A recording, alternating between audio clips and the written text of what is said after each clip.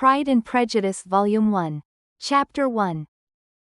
It is a truth universally acknowledged, that a single man in possession of a good fortune must be in want of a wife. However little known the feelings or views of such a man may be on his first entering a neighborhood, this truth is so well fixed in the minds of the surrounding families that he is considered as the rightful property of some one or other of their daughters. "My dear Mr. Bennet," said his lady to him one day, "have you heard that Netherfield Park is let at last?" Mr. Bennet replied that he had not. "But it is," returned she, "for Mrs. Long has just been here, and she told me all about it." Mr. Bennet made no answer. "Do not you want to know who has taken it?" cried his wife impatiently. "You want to tell me, and I have no objection to hearing it." This was invitation enough. "Why, my dear, you must know. Mrs. Long says that Netherfield is taken by a young man of large fortune from the north of England, that he came down on Monday in a chaise and four to see the place, and was so much delighted with it that he agreed with Mr. Morris immediately that he is to take possession before Michaelmas, and some of his servants are to be in the house by the end of next week." "What is his name?" "Bingley." "Is he married or single?" "Oh, single, my dear, to be sure. A single man of large fortune. 4,000 or 5,000 a year. What a fine thing for our girls." "How so? How can it affect them?" "My dear Mr. Bennet," replied his wife, "how can you be so tiresome? You must know that I am thinking of his marrying one of them." "Is that his design in settling here?" "Design? Nonsense. How can you talk so? But it is very likely that he may fall in love with one of them, and therefore you must visit him as soon as he comes." "I see no occasion for that. You and the girls may go, or you may send them by themselves, which perhaps will be still better, for as you are as handsome as any of them, Mr. Bingley might like you the best of the party." "My dear, you flatter me. I certainly have had my share of beauty, but I do not pretend to be anything extraordinary now. When a woman has 5 grown-up daughters, she ought to give over thinking of her own beauty. In such cases, a woman has not often much beauty to think of. But, my dear, you must indeed go and see Mr. Bingley when he comes into the neighborhood. It is more than I engage for, I assure you. But consider your daughters. Only think what an establishment it would be for one of them. Sir William and Lady Lucas are determined to go, merely on that account. For in general you know they visit no newcomers. Indeed you must go, for it will be impossible for us to visit him if you do not. You are over scrupulous surely. I dare say Mr. Bingley will be very glad to see you, and I will send a few lines by you to assure him of my hearty consent to his marrying whichever he chooses of the girls, though I must throw in a good word for my little Lizzie. I desire you will do no such thing. Lizzie is not a bit better than the others, and I am sure she is not half so handsome as Jane, nor half so good-humored as Lydia, but you are always giving her the preference." "They have none of them much to recommend them," replied he. "They are all silly and ignorant like other girls, but Lizzie has something more of quickness than her sisters." "Mr. Bennet, how can you abuse your own children in such a way? You take delight in vexing me. You have no compassion on my poor nerves. You mistake me, my dear. I have a high respect for your nerves. They are my old friends. I have heard you mention them with consideration these 20 years at least. Ah, you do not know what I suffer. But I hope you will get over it, and live to see many young men of 4,000 a year come into the neighborhood. It will be no use to us, if 20 such should come, since you will not visit them. Depend upon it, my dear, that when there are 20, I will visit them all." Mr. Bennet was so odd a mixture of quick parts, sarcastic humor, reserve, and caprice, that the experience of 23 years had been insufficient to make his wife understand his character. Her mind was less difficult to develop. She was a woman of mean understanding, little information, and uncertain temper. When she was discontented she fancied herself nervous. The business of her life was to get her daughters married. Its solace was visiting and news. Chapter 2. Mr. Bennet was among the earliest of those who waited on Mr. Bingley. He had always intended to visit him, though to the last always assuring his wife that he should not go. And till the evening after the visit was paid, she had no knowledge of it. It was then disclosed in the following manner.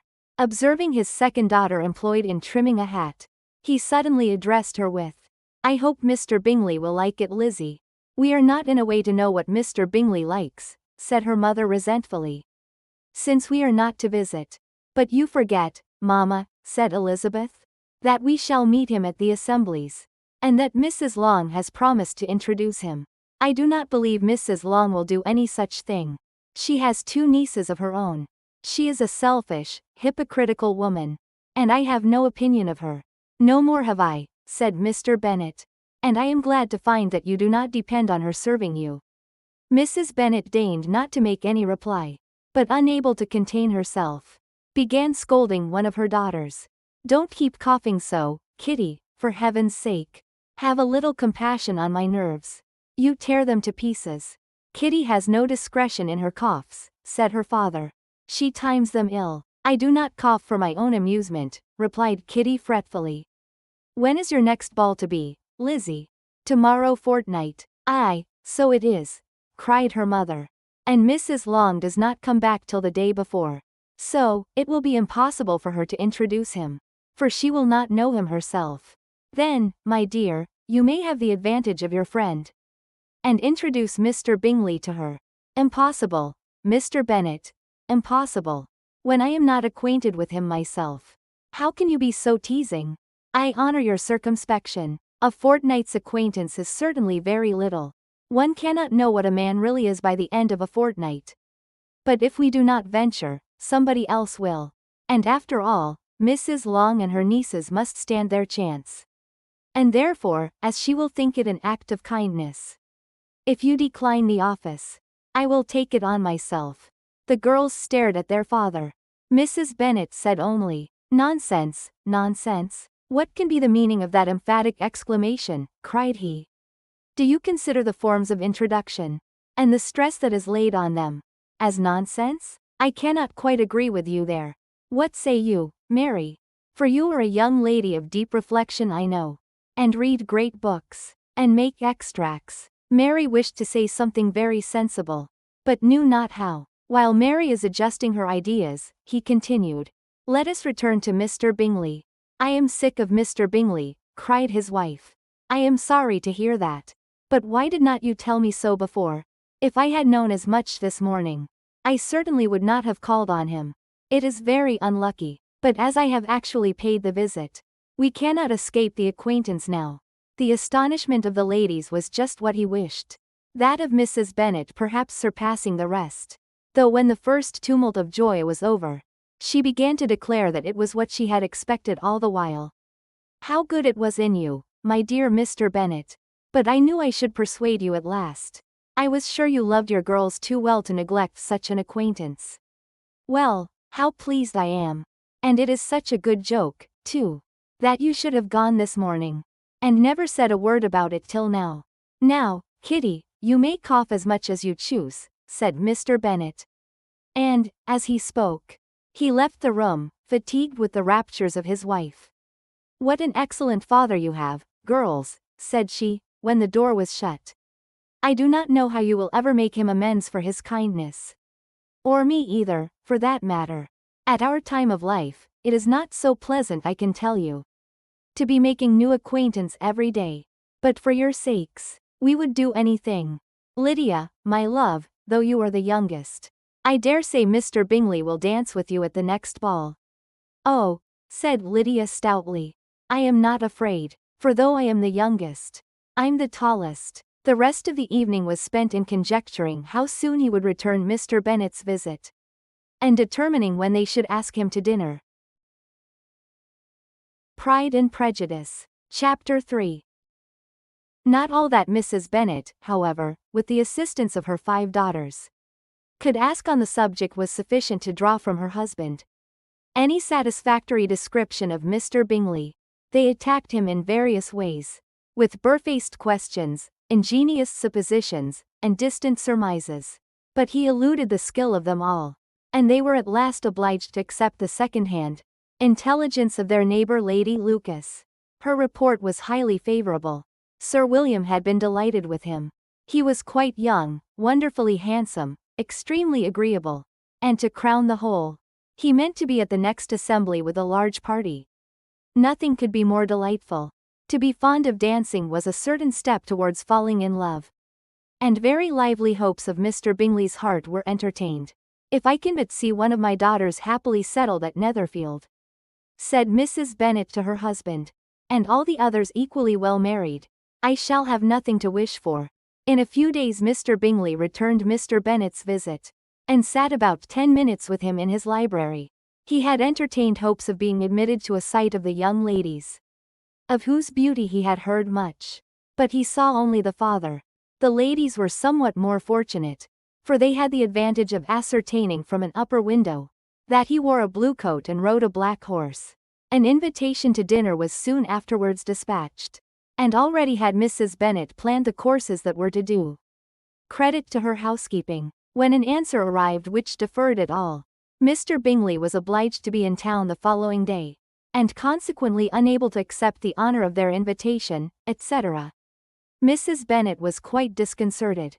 She could not imagine what business he could have in town so soon after his arrival in Hertfordshire, and she began to fear that he might be always flying about from one place to another, and never settled at Netherfield as he ought to be. Lady Lucas quieted her fears a little by starting the idea of his being gone to London, only to get a large party for the ball, and a report soon followed that Mr. Bingley was to bring 12 ladies and 7 gentlemen with him to the assembly. The girls grieved over such a number of ladies, but were comforted the day before the ball by hearing that instead of 12, he had brought only 6 with him from London, his 5 sisters and a cousin. And when the party entered the assembly room, it consisted of only 5 altogether: Mr. Bingley, his 2 sisters, the husband of the eldest, and another young man. Mr. Bingley was good-looking and gentlemanlike. He had a pleasant countenance, and easy, unaffected manners. His sisters were fine women, with an air of decided fashion. His brother-in-law, Mr. Hurst, merely looked the gentleman. But his friend Mr. Darcy soon drew the attention of the room by his fine, tall person, handsome features, noble mien, and the report which was in general circulation, within 5 minutes after his entrance, of his having 10,000 a year. The gentleman pronounced him to be a fine figure of a man. The ladies declared he was much handsomer than Mr. Bingley, and he was looked at with great admiration for about half the evening, till his manners gave a disgust which turned the tide of his popularity. For he was discovered to be proud, to be above his company, and above being pleased, and not all his large estate in Derbyshire could then save him from having a most forbidding, disagreeable countenance, and being unworthy to be compared with his friend. Mr. Bingley had soon made himself acquainted with all the principal people in the room. He was lively and unreserved, danced every dance, was angry that the ball closed so early, and talked of giving one himself at Netherfield. Such amiable qualities must speak for themselves. What a contrast between him and his friend! Mr. Darcy danced only once with Mrs. Hurst and once with Miss Bingley, declined being introduced to any other lady, and spent the rest of the evening in walking about the room, speaking occasionally to one of his own party. His character was decided. He was the proudest, most disagreeable man in the world, and everybody hoped that he would never come there again. Amongst the most violent against him was Mrs. Bennet, whose dislike of his general behavior was sharpened into particular resentment by his having slighted one of her daughters. Elizabeth Bennet had been obliged, by the scarcity of gentlemen, to sit down for 2 dances, and during part of that time, Mr. Darcy had been standing near enough for her to overhear a conversation between him and Mr. Bingley, who came from the dance for a few minutes, to press his friend to join it. "Come, Darcy," said he, "I must have you dance. I hate to see you standing about by yourself in this stupid manner. You had much better dance." "I certainly shall not. You know how I detest it, unless I am particularly acquainted with my partner. At such an assembly as this, it would be insupportable. Your sisters are engaged, and there is not another woman in the room whom it would not be a punishment to me to stand up with." "I would not be so fastidious as you are," cried Bingley. "For a kingdom, upon my honor, I never met with so many pleasant girls in my life as I have this evening. And there are several of them you see uncommonly pretty. You are dancing with the only handsome girl in the room, said Mr. Darcy, looking at the eldest Miss Bennet. Oh, she is the most beautiful creature I ever beheld. But there is one of her sisters sitting down just behind you, who is very pretty, and I dare say, very agreeable. Do let me ask my partner to introduce you. Which do you mean? And turning round, he looked for a moment at Elizabeth, till catching her eye, he withdrew his own and coldly said, she is tolerable, but not handsome enough to tempt me, and I am in no humor at present to give consequence to young ladies who are slighted by other men. You had better return to your partner and enjoy her smiles, for you are wasting your time with me. Mr. Bingley followed his advice. Mr. Darcy walked off, and Elizabeth remained with no very cordial feelings towards him. She told the story, however, with great spirit among her friends, for she had a lively, playful disposition, which delighted in anything ridiculous. The evening altogether passed off pleasantly to the whole family. Mrs. Bennet had seen her eldest daughter much admired by the Netherfield party. Mr. Bingley had danced with her twice, and she had been distinguished by his sisters. Jane was as much gratified by this as her mother could be, though in a quieter way. Elizabeth felt Jane's pleasure. Mary had heard herself mentioned to Miss Bingley as the most accomplished girl in the neighborhood, and Catherine and Lydia had been fortunate enough to be never without partners, which was all that they had yet learnt to care for at a ball. They returned therefore in good spirits to Longbourn, the village where they lived, and of which they were the principal inhabitants. They found Mr. Bennet still up. With a book he was regardless of time, and on the present occasion he had a good deal of curiosity as to the event of an evening, which had raised such splendid expectations. He had rather hoped that all his wife's views on the stranger would be disappointed, but he soon found that he had a very different story to hear. Oh, my dear Mr. Bennet, as she entered the room, we have had a most delightful evening, a most excellent ball. I wish you had been there.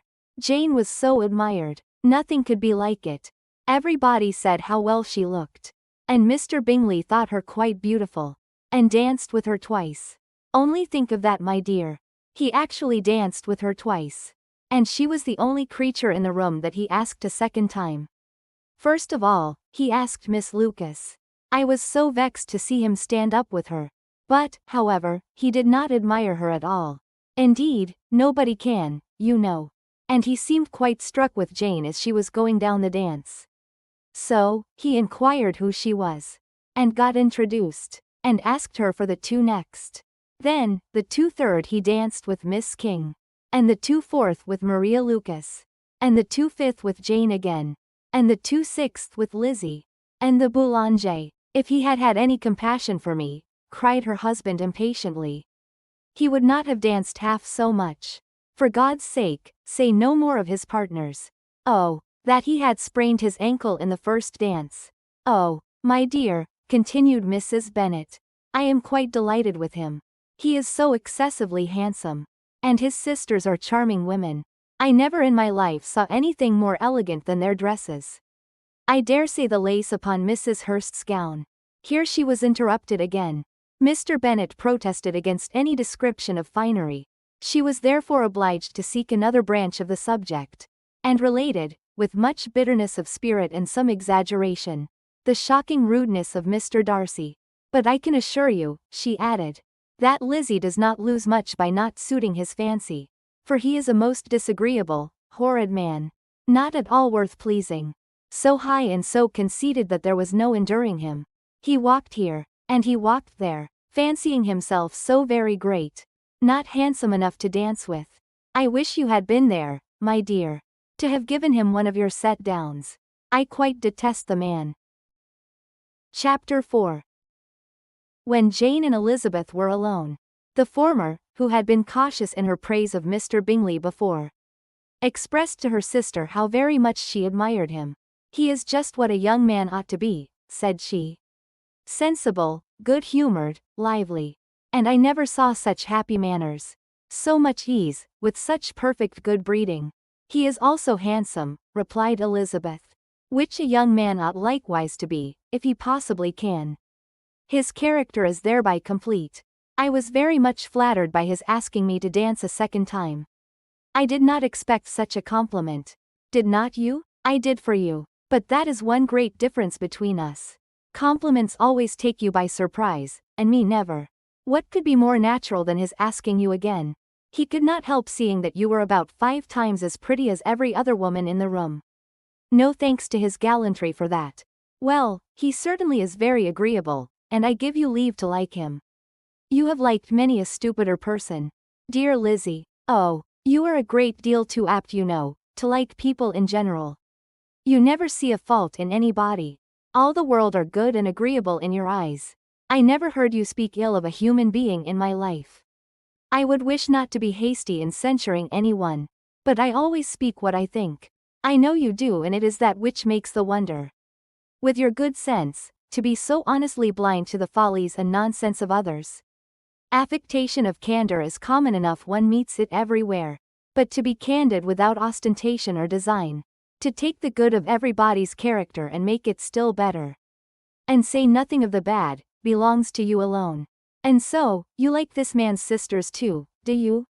Their manners are not equal to his.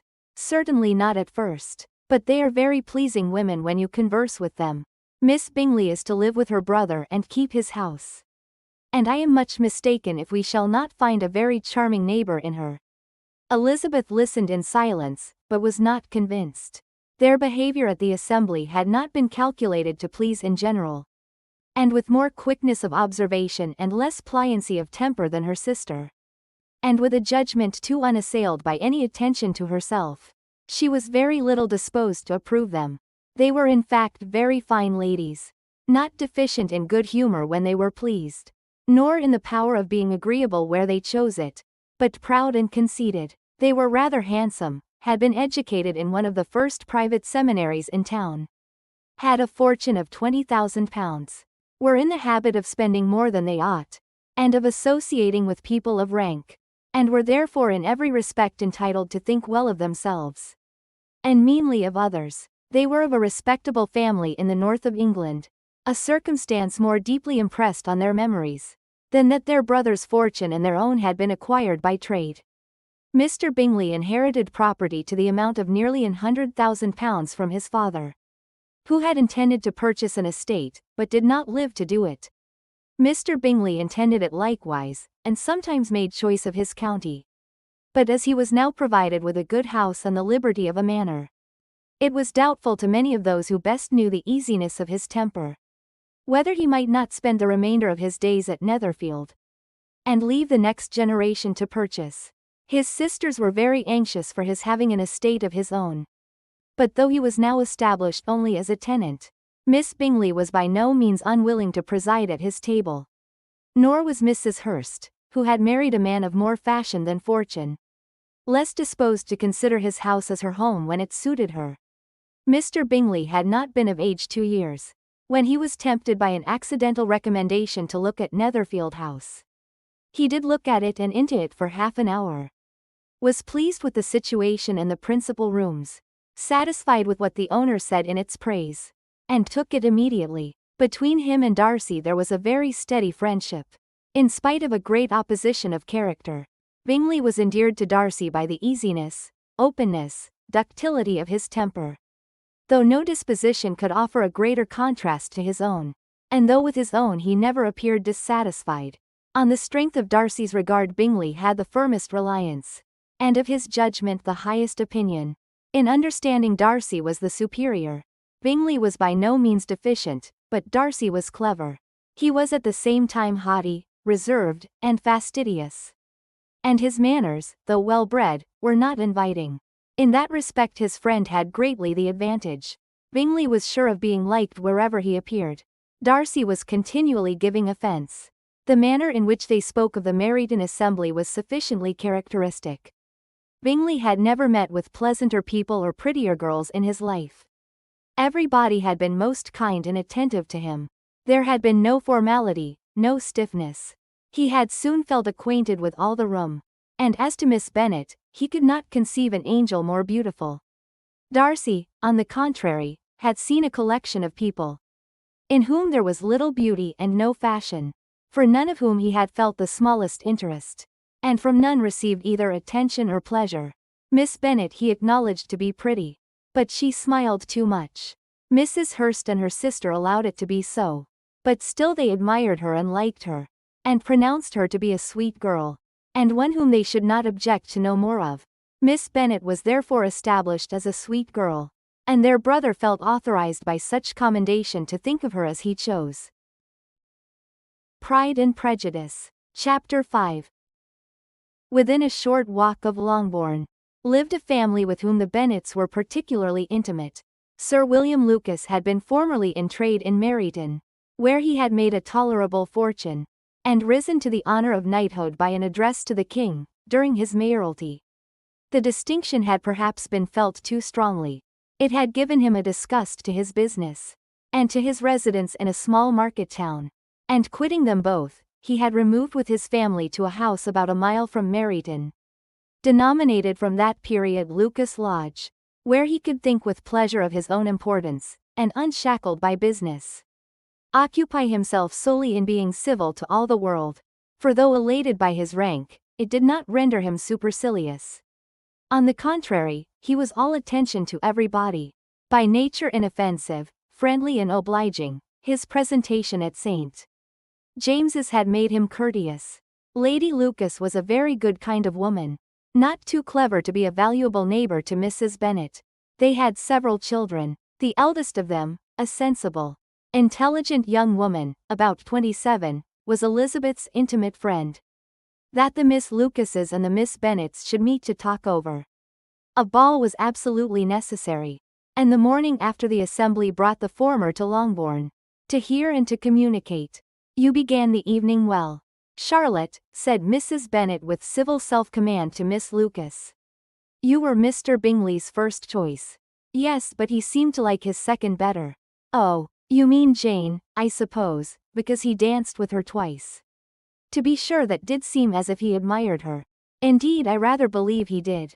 I heard something about it, but I hardly know what. Something about Mr. Robinson." "Perhaps you mean what I overheard between him and Mr. Robinson. Did not I mention it to you?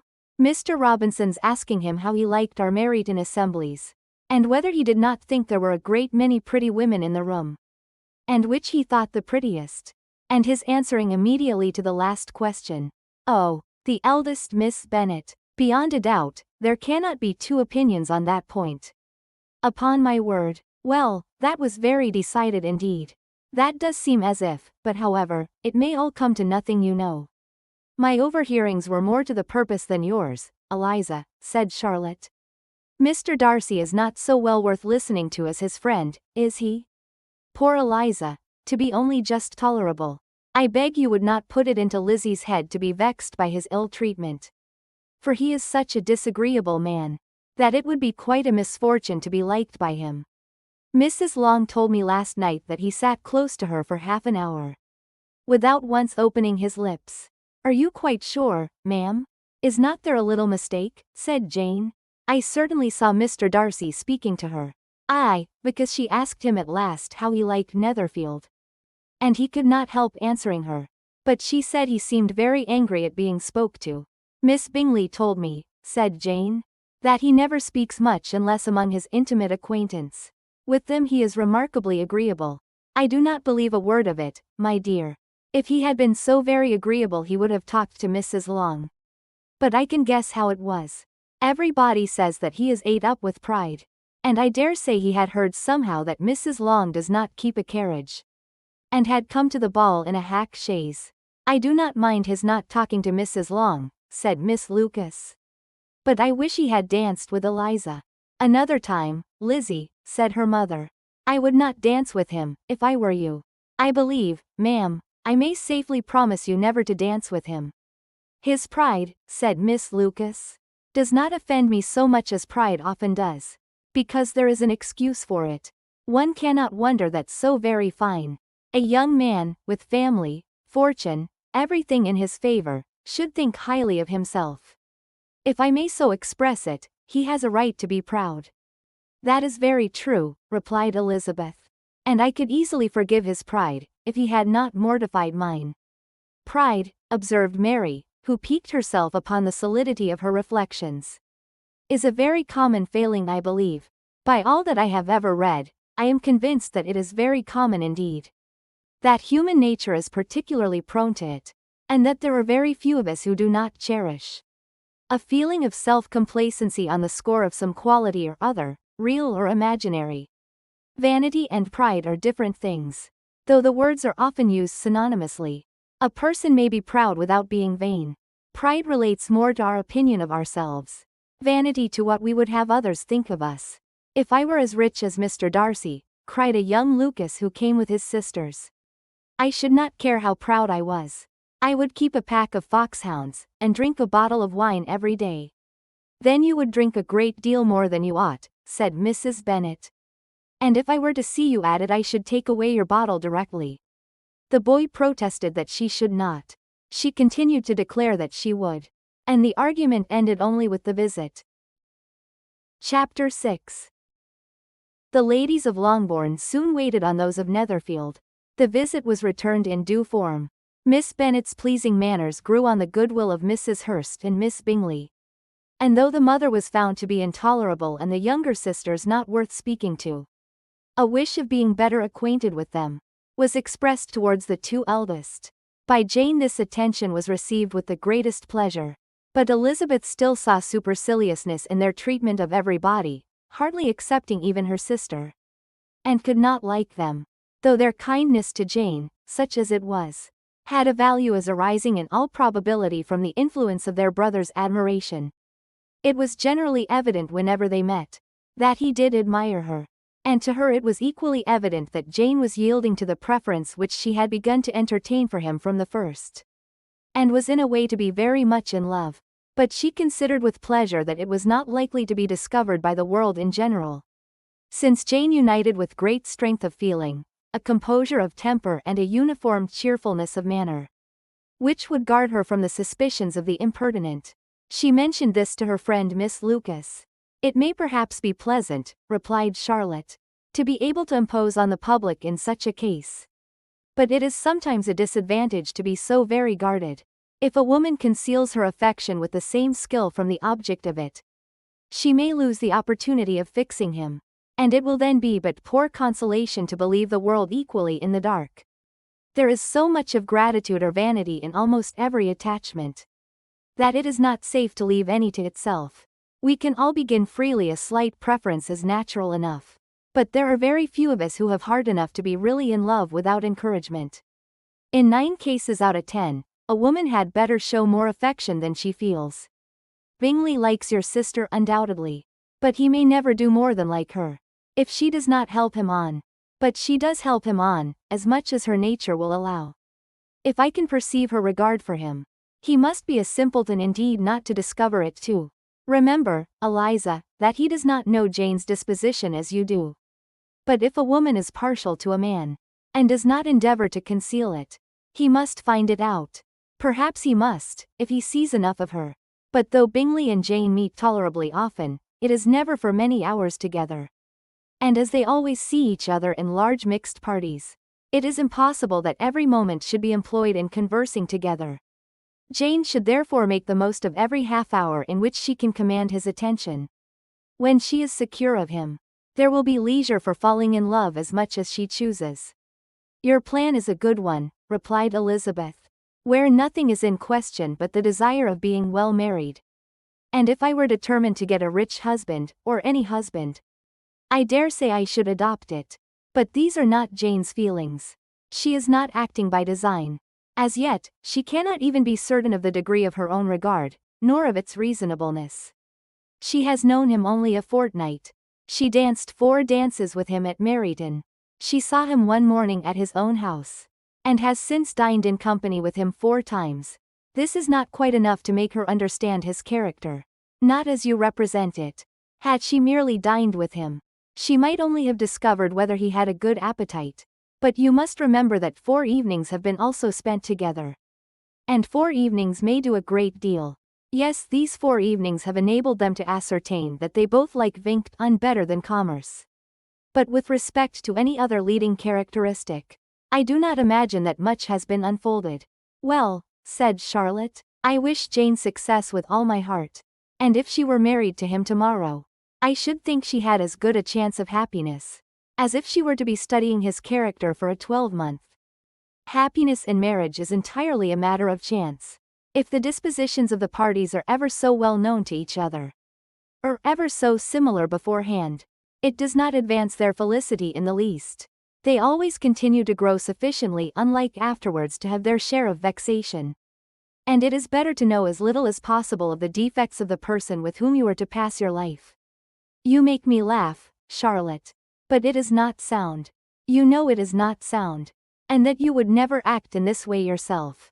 Occupied in observing Mr. Bingley's attentions to her sister, Elizabeth was far from suspecting that she was herself becoming an object of some interest in the eyes of his friend. Mr. Darcy had at first scarcely allowed her to be pretty.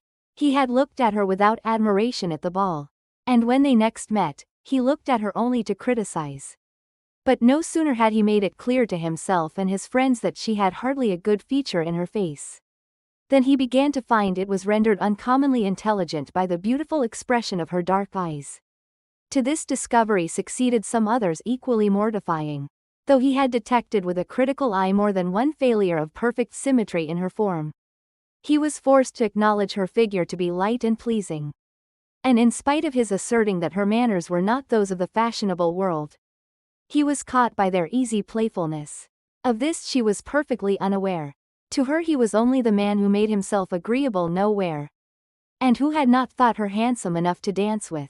He began to wish to know more of her, and as a step towards conversing with her himself, attended to her conversation with others. His doing so drew her notice. It was at Sir William Lucas's where a large party were assembled. "What does Mr. Darcy mean," said she to Charlotte, "by listening to my conversation with Colonel Forster? That is a question which Mr. Darcy only can answer. But if he does it any more I shall certainly let him know that I see what he is about. He has a very satirical eye. And if I do not begin by being impertinent myself, I shall soon grow afraid of him." On his approaching them soon afterwards, though without seeming to have any intention of speaking, Miss Lucas defied her friend to mention such a subject to him. Which immediately provoking Elizabeth to do it, she turned to him and said, "Did not you think, Mr. Darcy, that I expressed myself uncommonly well just now, when I was teasing Colonel Forster to give us a ball at Meryton?" "With great energy, but it is a subject which always makes a lady energetic." "You are severe on us." "It will be her turn soon to be teased," said Miss Lucas. "I am going to open the instrument, Eliza, and you know what follows.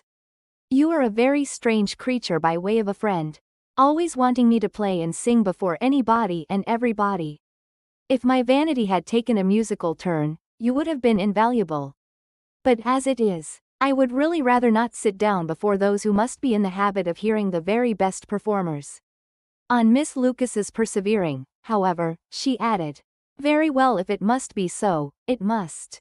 And gravely glancing at Mr. Darcy, "There is a fine old saying, which everybody here is of course familiar with. Keep your breath to cool your porridge. And I shall keep mine to swell my song." Her performance was pleasing, though by no means capital. After a song or two, and before she could reply to the entreaties of several that she would sing again, she was eagerly succeeded at the instrument by her sister Mary, who having, in consequence of being the only plain one in the family, worked hard for knowledge and accomplishments, was always impatient for display. Mary had neither genius nor taste, and though vanity had given her application, it had given her likewise a pedantic air and conceited manner, which would have injured a higher degree of excellence than she had reached.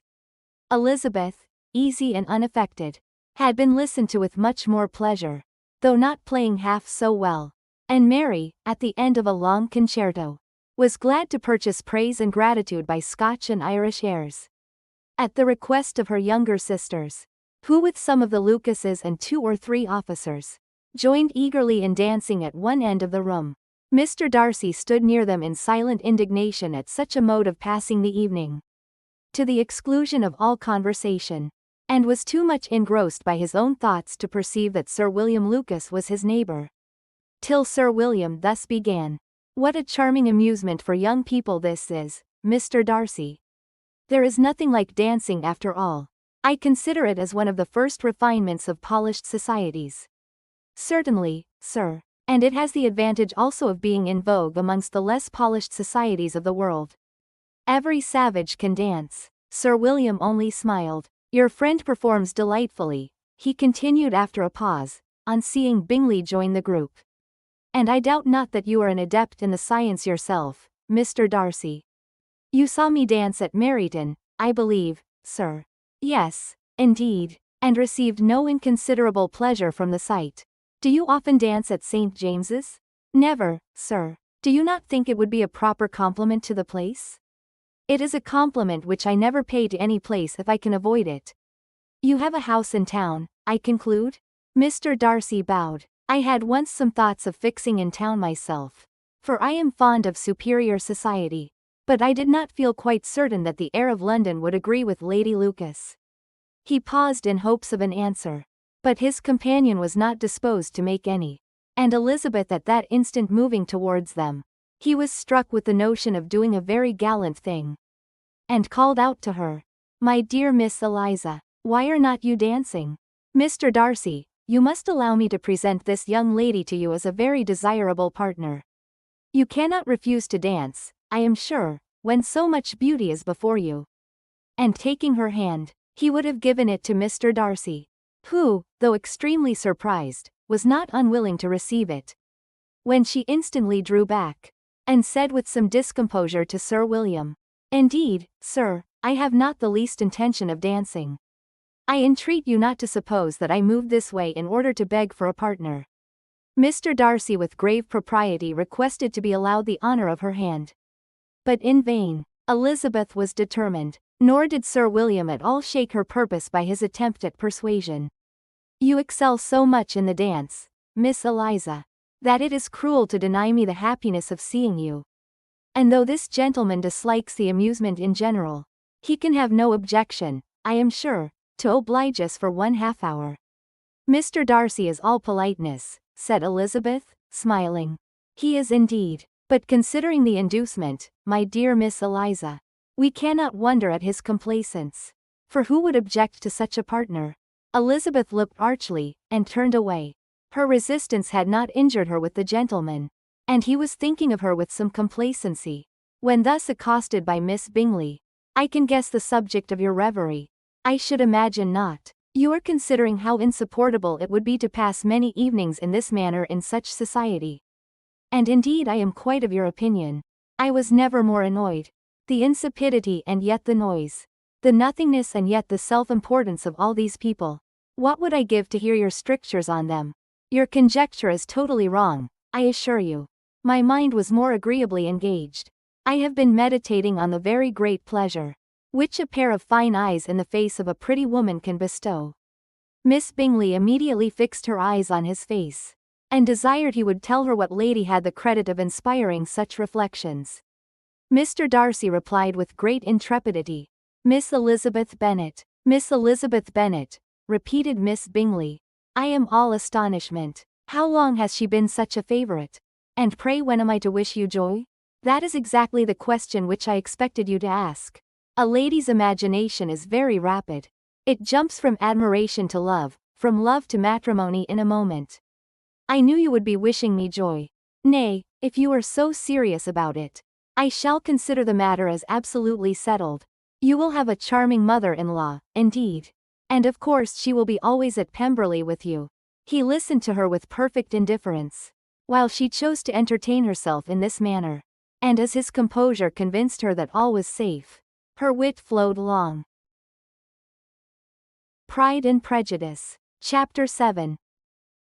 Mr. Bennet's property consisted almost entirely in an estate of 2,000 a year, which unfortunately for his daughters was entailed in default of heirs male on a distant relation, and their mother's fortune, though ample for her situation in life, could but ill supply the deficiency of his. Her father had been an attorney in Meryton, and had left her £4,000. She had a sister married to a Mr. Phillips, who had been a clerk to their father, and succeeded him in the business, and a brother settled in London in a respectable line of trade. The village of Longbourn was only 1 mile from Meryton, a most convenient distance for the young ladies, who were usually tempted thither 3 or 4 times a week, to pay their duty to their aunt, and to a milliner's shop just over the way. The 2 youngest of the family, Catherine and Lydia, were particularly frequent in these attentions. Their minds were more vacant than their sisters', and when nothing better offered, a walk to Meryton was necessary to amuse their morning hours, and furnish conversation for the evening. And however bare of news the country in general might be, they always contrived to learn some from their aunt. At present indeed, they were well supplied both with news and happiness, by the recent arrival of a militia regiment in the neighborhood. It was to remain the whole winter, and Meryton was the headquarters. Their visits to Mrs. Phillips were now productive of the most interesting intelligence. Every day added something to their knowledge of the office's names and connections.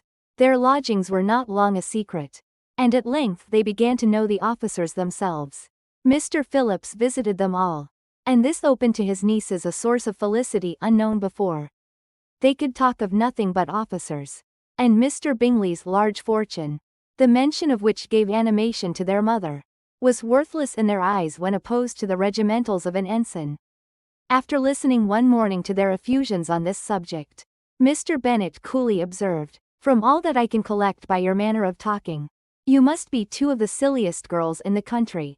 I have suspected it some time, but I am now convinced." Catherine was disconcerted, and made no answer. But Lydia, with perfect indifference, continued to express her admiration of Captain Carter, and her hope of seeing him in the course of the day, as he was going the next morning to London. "I am astonished, my dear," said Mrs. Bennet, "that you should be so ready to think your own children silly. If I wished to think slightingly of anybody's children, it should not be of my own however. If my children are silly I must hope to be always sensible of it. Yes, but as it happens, they are all of them very clever. This is the only point, I flatter myself, on which we do not agree. I had hoped that our sentiments coincided in every particular, but I must so far differ from you as to think our 2 youngest daughters uncommonly foolish. My dear Mr. Bennet, you must not expect such girls to have the sense of their father and mother. When they get to our age I dare say, they will not think about officers any more than we do. I remember the time when I liked a red coat myself very well. And indeed so I do still at my heart. And if a smart young colonel, with 5 or 6 thousand a year, should want one of my girls, I shall not say nay to him. And I thought Colonel Forster looked very becoming the other night at Sir William's in his regimentals." "Mamma," cried Lydia, "my aunt says that Colonel Forster and Captain Carter do not go so often to Miss Watson's, as they did when they first came. She sees them now very often standing in Clark's library."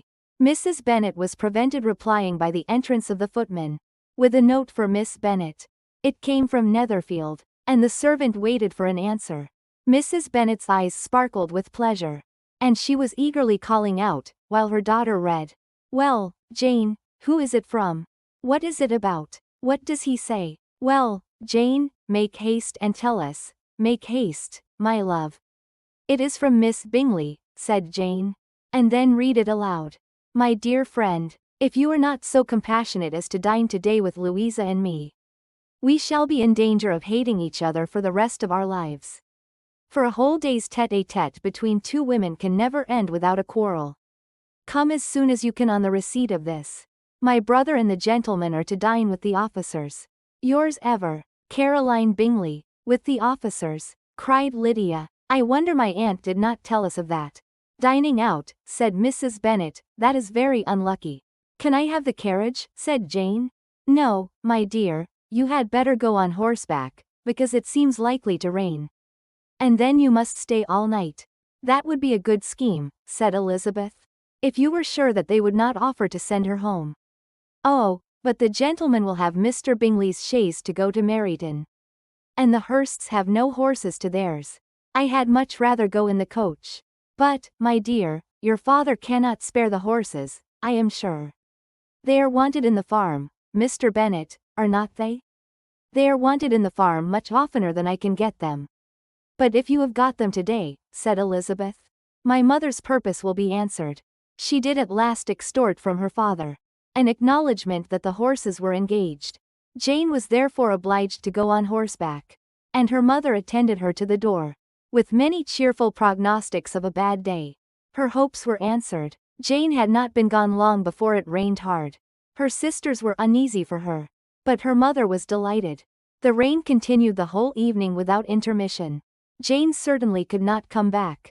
"This was a lucky idea of mine, indeed," said Mrs. Bennet, more than once, as if the credit of making it rain were all her own. Till the next morning, however, she was not aware of all the felicity of her contrivance. Breakfast was scarcely over when a servant from Netherfield brought the following note for Elizabeth. "My dearest Lizzie, I find myself very unwell this morning, which I suppose is to be imputed to my getting wet through yesterday. My kind friends will not hear of my returning home till I am better. They insist also on my seeing Mr. Jones. Therefore do not be alarmed if you should hear of his having been to me. And excepting a sore throat and headache there is not much the matter with me. Yours, N.C." "Well, my dear," said Mr. Bennet, when Elizabeth had read the note aloud. "If your daughter should have a dangerous fit of illness, if she should die, it would be a comfort to know that it was all in pursuit of Mr. Bingley, and under your orders. Oh, I am not at all afraid of her dying. People do not die of little trifling colds. She will be taken good care of. As long as she stays there, it is all very well.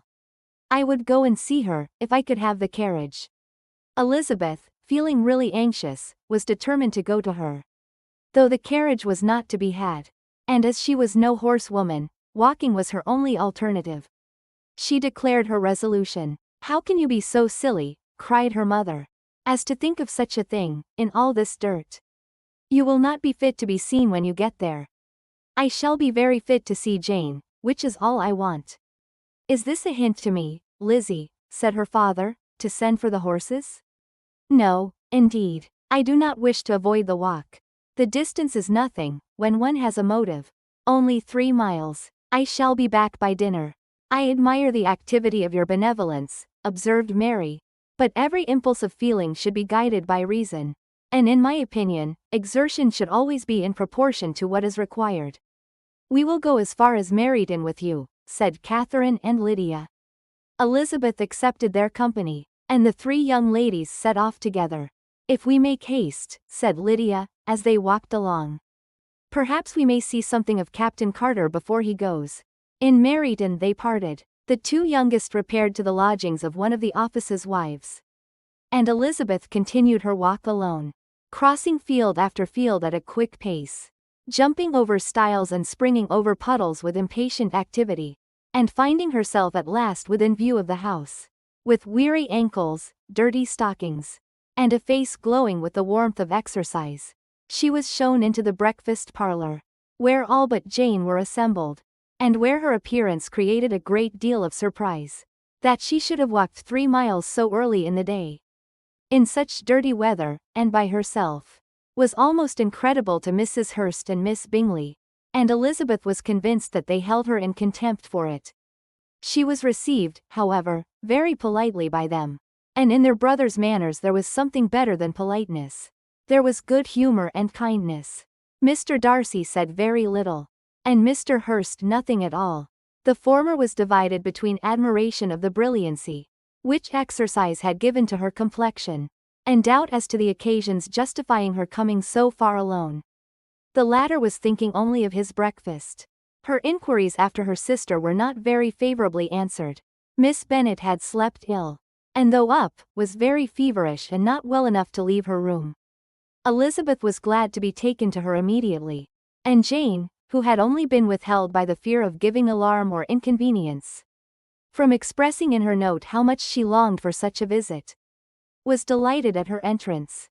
She was not equal, however, to much conversation, and when Miss Bingley left them together, could attempt little beside expressions of gratitude for the extraordinary kindness she was treated with.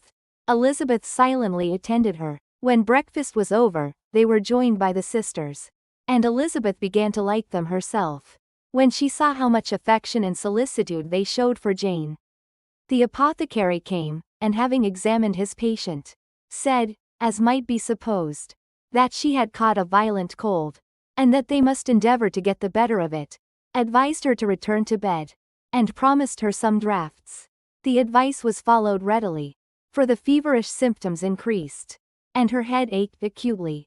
Elizabeth did not quit her room for a moment, nor were the other ladies often absent. The gentlemen being out, they had in fact nothing to do elsewhere. When the clock struck 3, Elizabeth felt that she must go, and very unwillingly said so.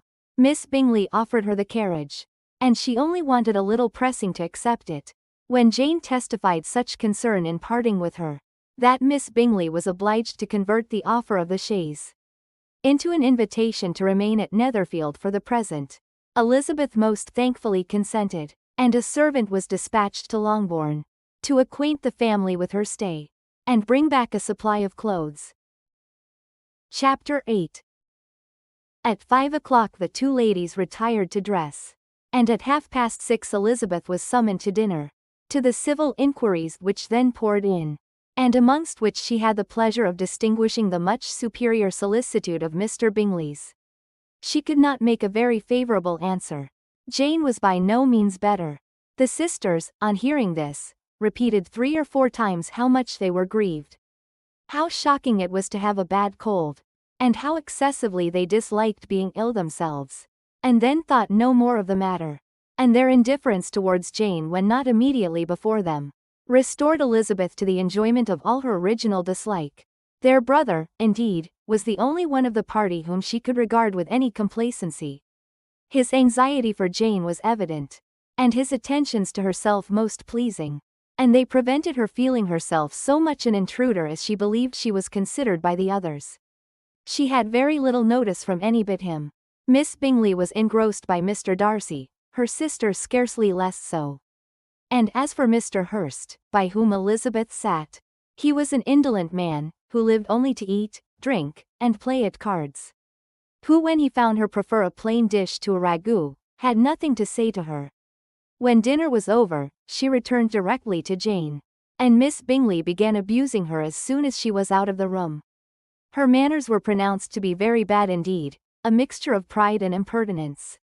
She had no conversation, no style, no taste, no beauty.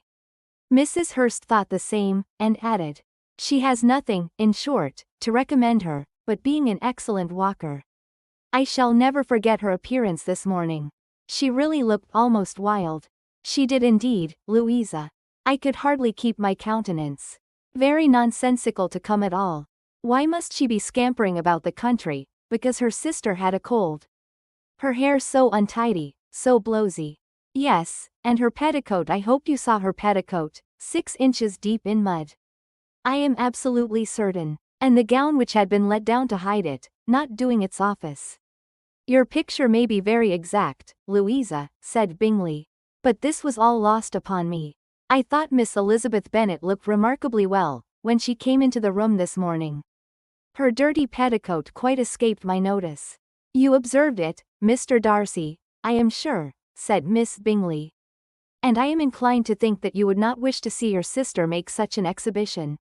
"Certainly not. To walk 3 miles, or 4 miles, or 5 miles, or whatever it is, above her ankles in dirt, and alone, quite alone. What could she mean by it? It seems to me to show an abominable sort of conceited independence. A most country town indifference to decorum. It shows an affection for her sister that is very pleasing," said Bingley. "I am afraid, Mr. Darcy," observed Miss Bingley, in a half-whisper, "that this adventure has rather affected your admiration of her fine eyes." "Not at all," he replied. "They were brightened by the exercise." A short pause followed this speech, and Mrs. Hurst began again. "I have an excessive regard for Jane Bennet. She is really a very sweet girl, and I wish with all my heart she were well settled. But with such a father and mother, and such low connections, I am afraid there is no chance of it. I think I have heard you say that their uncle is an attorney in Meryton." "Yes, and they have another, who lives somewhere near Cheapside." "That is capital," added her sister, and they both laughed heartily. "If they had uncles enough to fill all Cheapside," cried Bingley, "it would not make them one jot less agreeable. But it must very materially lessen their chance of marrying men of any consideration in the world, replied Darcy. To this speech Bingley made no answer, but his sisters gave it their hearty assent, and indulged their mirth for some time at the expense of their dear friend's vulgar relations. With a renewal of tenderness, however, they repaired to her room on leaving the dining parlour, and sat with her till summoned to coffee. She was still very poorly, and Elizabeth would not quit her at all, till late in the evening, when she had the comfort of seeing her asleep, and when it appeared to her rather right than pleasant that she should go downstairs herself. On entering the drawing-room she found the whole party at loo, and was immediately invited to join them, but suspecting them to be playing high she declined it, and making her sister the excuse, said she would amuse herself for the short time she could stay below with a book. Mr. Hurst looked at her with astonishment. "Do you prefer reading to cards?" said he. "That is rather singular." "Miss Eliza Bennet," said Miss Bingley, "despises cards. She is a great reader and has no pleasure in anything else." "I deserve neither such praise nor such censure," cried Elizabeth. "I am not a great reader, and I have pleasure in many things." "In nursing your sister I am sure you have pleasure," said Bingley, "and I hope it will soon be increased by seeing her quite well." Elizabeth thanked him from her heart, and then walked towards a table where a few books were lying. He immediately offered to fetch her others, all that his library afforded. "And I wish my collection were larger for your benefit and my own credit. But I am an idle fellow, and though I have not many, I have more than I ever look into." Elizabeth assured him that she could suit herself perfectly with those in the room. "I am astonished," said Miss Bingley, "that my father should have left so small a collection of books. What a delightful library you have at Pemberley, Mr. Darcy." "It ought to be good," he replied. "It has been the work of many generations. And then you have added so much to it yourself. You are always buying books. I cannot comprehend the neglect of a family library in such days as these." "Neglect? I am sure you neglect nothing that can add to the beauties of that noble place. Charles, when you build your house, I wish it may be half as delightful as Pemberley. I wish it may, but I would really advise you to make your purchase in that neighborhood, and take Pemberley for a kind of model. There is not a finer county in England than Derbyshire. With all my heart, I will buy Pemberley itself if Darcy will sell it. I am talking of possibilities, Charles. Upon my word, Caroline, I should think it more possible to get Pemberley by purchase than by imitation." Elizabeth was so much caught by what passed, as to leave her very little attention for her book, and soon laying it wholly aside, she drew near the card table, and stationed herself between Mr. Bingley and his eldest sister, to observe the game. "Is Miss Darcy much grown since the spring?" said Miss Bingley. "Will she be as tall as I am?" "I think she will. She is now about Miss Elizabeth Bennet's height, or rather taller. How I long to see her again. I never met with anybody who delighted me so much. Such a countenance, such manners, and so extremely accomplished for her age. Her performance on the pianoforte is exquisite." "It is amazing to me," said Bingley, "how young ladies can have patience to be so very accomplished, as they all are." "All young ladies accomplished? My dear Charles, what do you mean?" "Yes, all of them, I think. They all paint tables, cover screens and net purses. I scarcely know anyone who cannot do all this. And I am sure I never heard a young lady spoken of for the first time, without being informed that she was very accomplished." "Your list of the common extent of accomplishments," said Darcy, "has too much truth. The word is applied to many a woman who deserves it no otherwise than by netting a purse, or covering a screen. But I am very far from agreeing with you in your estimation of ladies in general. I cannot boast of knowing more than half a dozen, in the whole range of my acquaintance, that are really accomplished." "Nor I am sure," said Miss Bingley. "Then," observed Elizabeth, "you must comprehend a great deal in your idea of an accomplished woman." "Yes, I do comprehend a great deal in it." "Oh, certainly," cried his faithful assistant. "No one can be really esteemed accomplished, who does not greatly surpass what is usually met with. A woman must have a thorough knowledge of music, singing, drawing, dancing, and the modern languages, to deserve the word. And besides all this, she must possess a certain something in her air and manner of walking, the tone of her voice, her address and expressions, or the word will be but half deserved. All this she must possess, added Darcy. And to all this she must yet add something more substantial, in the improvement of her mind by extensive reading.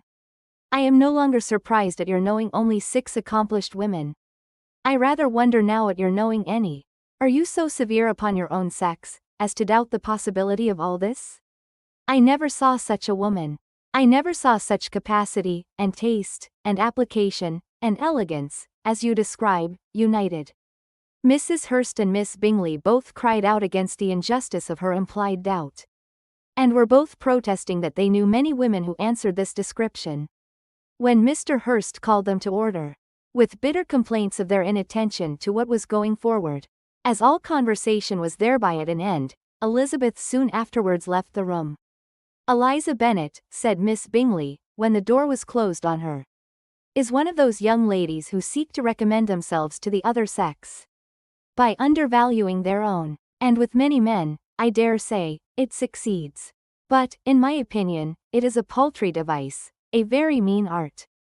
Undoubtedly, replied Darcy, to whom this remark was chiefly addressed.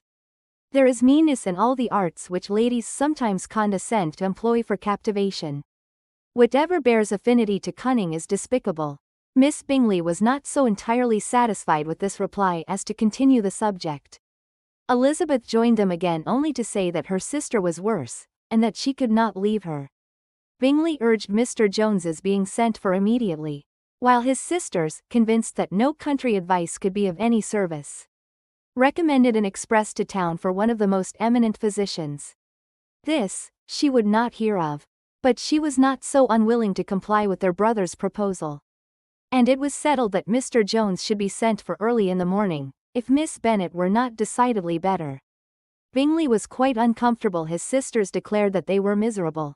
They solaced their wretchedness, however, by duets after supper, while he could find no better relief to his feelings than by giving his housekeeper directions that every possible attention might be paid to the sick lady and her sister. Pride and Prejudice. Chapter 9. Elizabeth passed the chief of the night in her sister's room, and in the morning had the pleasure of being able to send a tolerable answer to the inquiries which she very early received from Mr. Bingley by a housemaid, and some time afterwards from the 2 elegant ladies who waited on his sisters. In spite of this amendment, however, she requested to have a note sent to Longbourn, desiring her mother to visit Jane, and form her own judgment of her situation. The note was immediately dispatched, and its contents as quickly complied with. Mrs. Bennet, accompanied by her 2 youngest girls, reached Netherfield soon after the family breakfast. Had she found Jane in any apparent danger, Mrs. Bennet would have been very miserable, but being satisfied on seeing her that her illness was not alarming, she had no wish of her recovering immediately, as her restoration to health would probably remove her from Netherfield. She would not listen therefore to her daughter's proposal of being carried home. Neither did the apothecary, who arrived about the same time, think it at all advisable. After sitting a little while with Jane, on Miss Bingley's appearance and invitation, the mother and 3 daughters all attended her into the breakfast parlour. Bingley met them with hopes that Mrs. Bennet had not found Miss Bennet worse than she expected. Indeed I have, sir, was her answer. She is a great deal too ill to be moved. Mr. Jones says we must not think of moving her. We must trespass a little longer on your kindness. Removed, cried Bingley. It must not be thought of. My sister, I am sure, will not hear of her removal. You may depend upon it, madam, said Miss Bingley, with cold civility, that Miss Bennet shall receive every possible attention, while she remains with us. Mrs. Bennet was profuse in her acknowledgments. I am sure, she added, if it was not for such good friends I do not know what would become of her. For she is very ill indeed, and suffers a vast deal, though with the greatest patience in the world, which is always the way with her, for she has, without exception, the sweetest temper I ever met with. I often tell my other girls they are nothing to her. You have a sweet room here, Mr. Bingley, and a charming prospect over that gravel walk. I do not know a place in the country that is equal to Netherfield.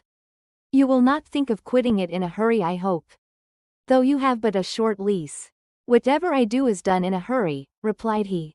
And therefore if I should resolve to quit Netherfield, I should probably be off in 5 minutes. At present, however, I consider myself as quite fixed here. That is exactly what I should have supposed of you, said Elizabeth. You begin to comprehend me, do you? Cried he, turning towards her. Oh, yes, I understand you perfectly. I wish I might take this for a compliment. But to be so easily seen through I am afraid is pitiful.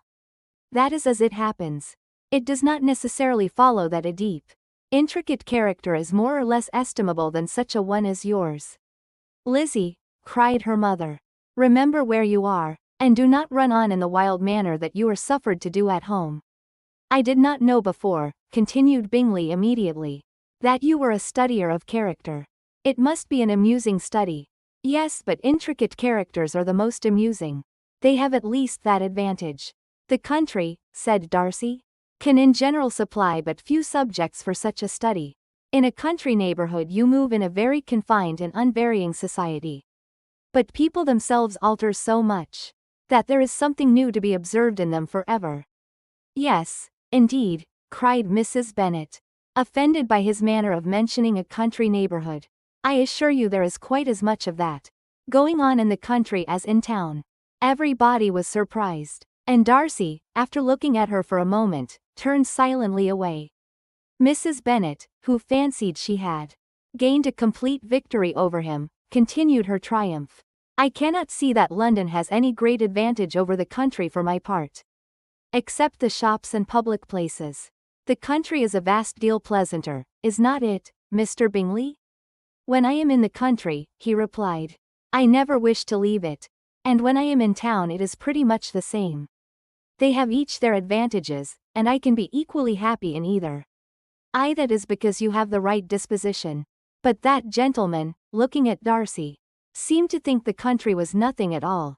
Indeed, mamma, you are mistaken, said Elizabeth, blushing for her mother. You quite mistook Mr. Darcy. He only meant that there were not such a variety of people to be met within the country as in town, which you must acknowledge to be true. Certainly, my dear, nobody said there were. But as to not meeting with many people in this neighborhood, I believe there are few neighborhoods larger. I know we dine with 24 families. Nothing but concern for Elizabeth could enable Bingley to keep his countenance. His sister was less delicate, and directed her eye towards Mr. Darcy with a very expressive smile.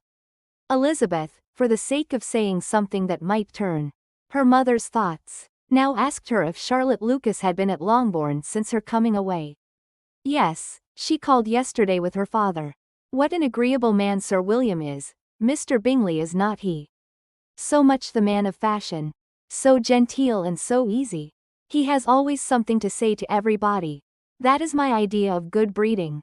And those persons who fancy themselves very important and never open their mouths quite mistake the matter. Did Charlotte dine with you? No, she would go home. I fancy she was wanted about the mince pies. For my part, Mr. Bingley, I always keep servants that can do their own work. My daughters are brought up differently. But everybody is to judge for themselves. And the Lucases are very good sort of girls, I assure you. It is a pity they are not handsome. Not that I think Charlotte so very plain. But then she is our particular friend. She seems a very pleasant young woman, said Bingley. Oh, dear, yes, but you must own she is very plain. Lady Lucas herself has often said so, and envied me Jane's beauty. I do not like to boast of my own child. But to be sure, Jane one does not often see anybody better looking. It is what everybody says. I do not trust my own partiality. When she was only 15, there was a gentleman at my brother Gardiner's in town, so much in love with her, that my sister-in-law was sure he would make her an offer before we came away. But however he did not. Perhaps he thought her too young. However, he wrote some verses on her, and very pretty they were. And so ended his affection, said Elizabeth impatiently. There has been many a one, I fancy, overcome in the same way. I wonder who first discovered the efficacy of poetry in driving away love. I have been used to consider poetry as the food of love, said Darcy. Of a fine, stout, healthy love it may. Everything nourishes what is strong already. But if it be only a slight, thin sort of inclination, I am convinced that one good sonnet will starve it entirely away." Darcy only smiled, and the general pause which ensued made Elizabeth tremble lest her mother should be exposing herself again. She longed to speak, but could think of nothing to say.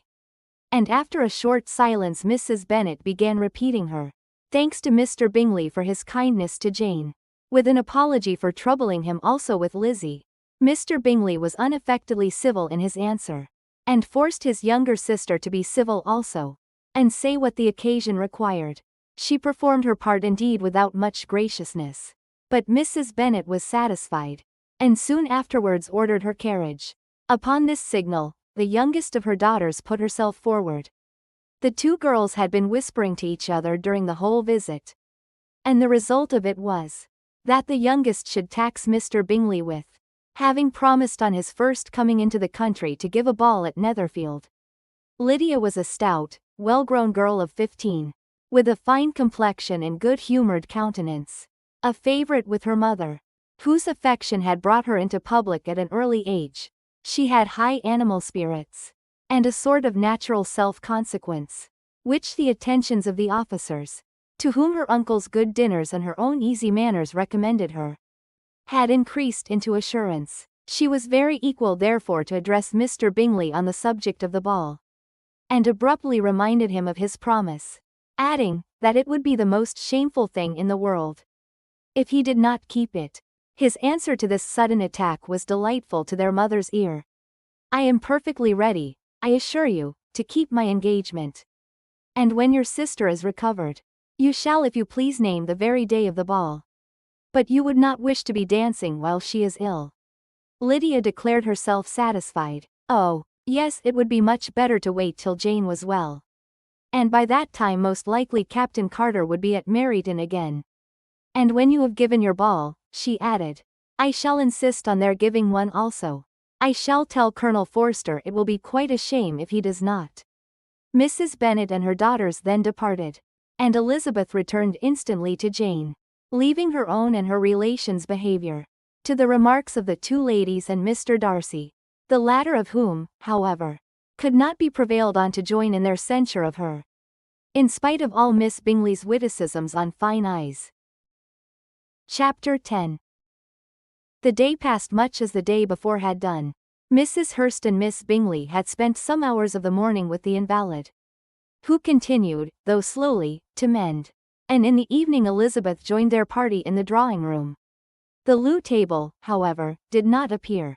Mr. Darcy was writing, and Miss Bingley, seated near him, was watching the progress of his letter, and repeatedly calling off his attention by messages to his sister. Mr. Hurst and Mr. Bingley were at piquet, and Mrs. Hurst was observing their game. Elizabeth took up some needlework, and was sufficiently amused in attending to what passed between Darcy and his companion. The perpetual commendations of the lady, either on his handwriting, or on the evenness of his lines, or on the length of his letter, with the perfect unconcern with which her praises were received, formed a curious dialogue, and was exactly in unison with her opinion of each. "How delighted Miss Darcy will be to receive such a letter." He made no answer. "You write uncommonly fast." "You are mistaken. I write rather slowly." "How many letters you must have occasion to write in the course of the year." "Letters of business too. How odious I should think them."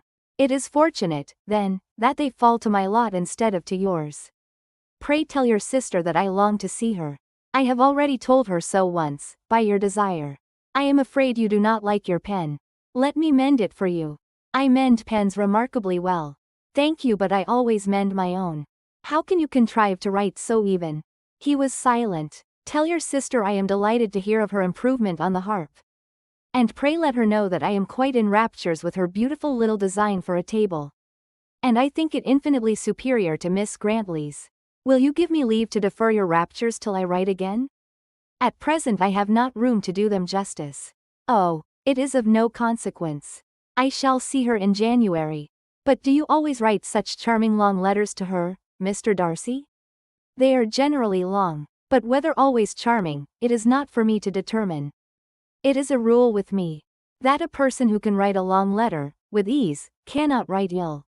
"That will not do for a compliment to Darcy, Caroline," cried her brother. Because he does not write with ease.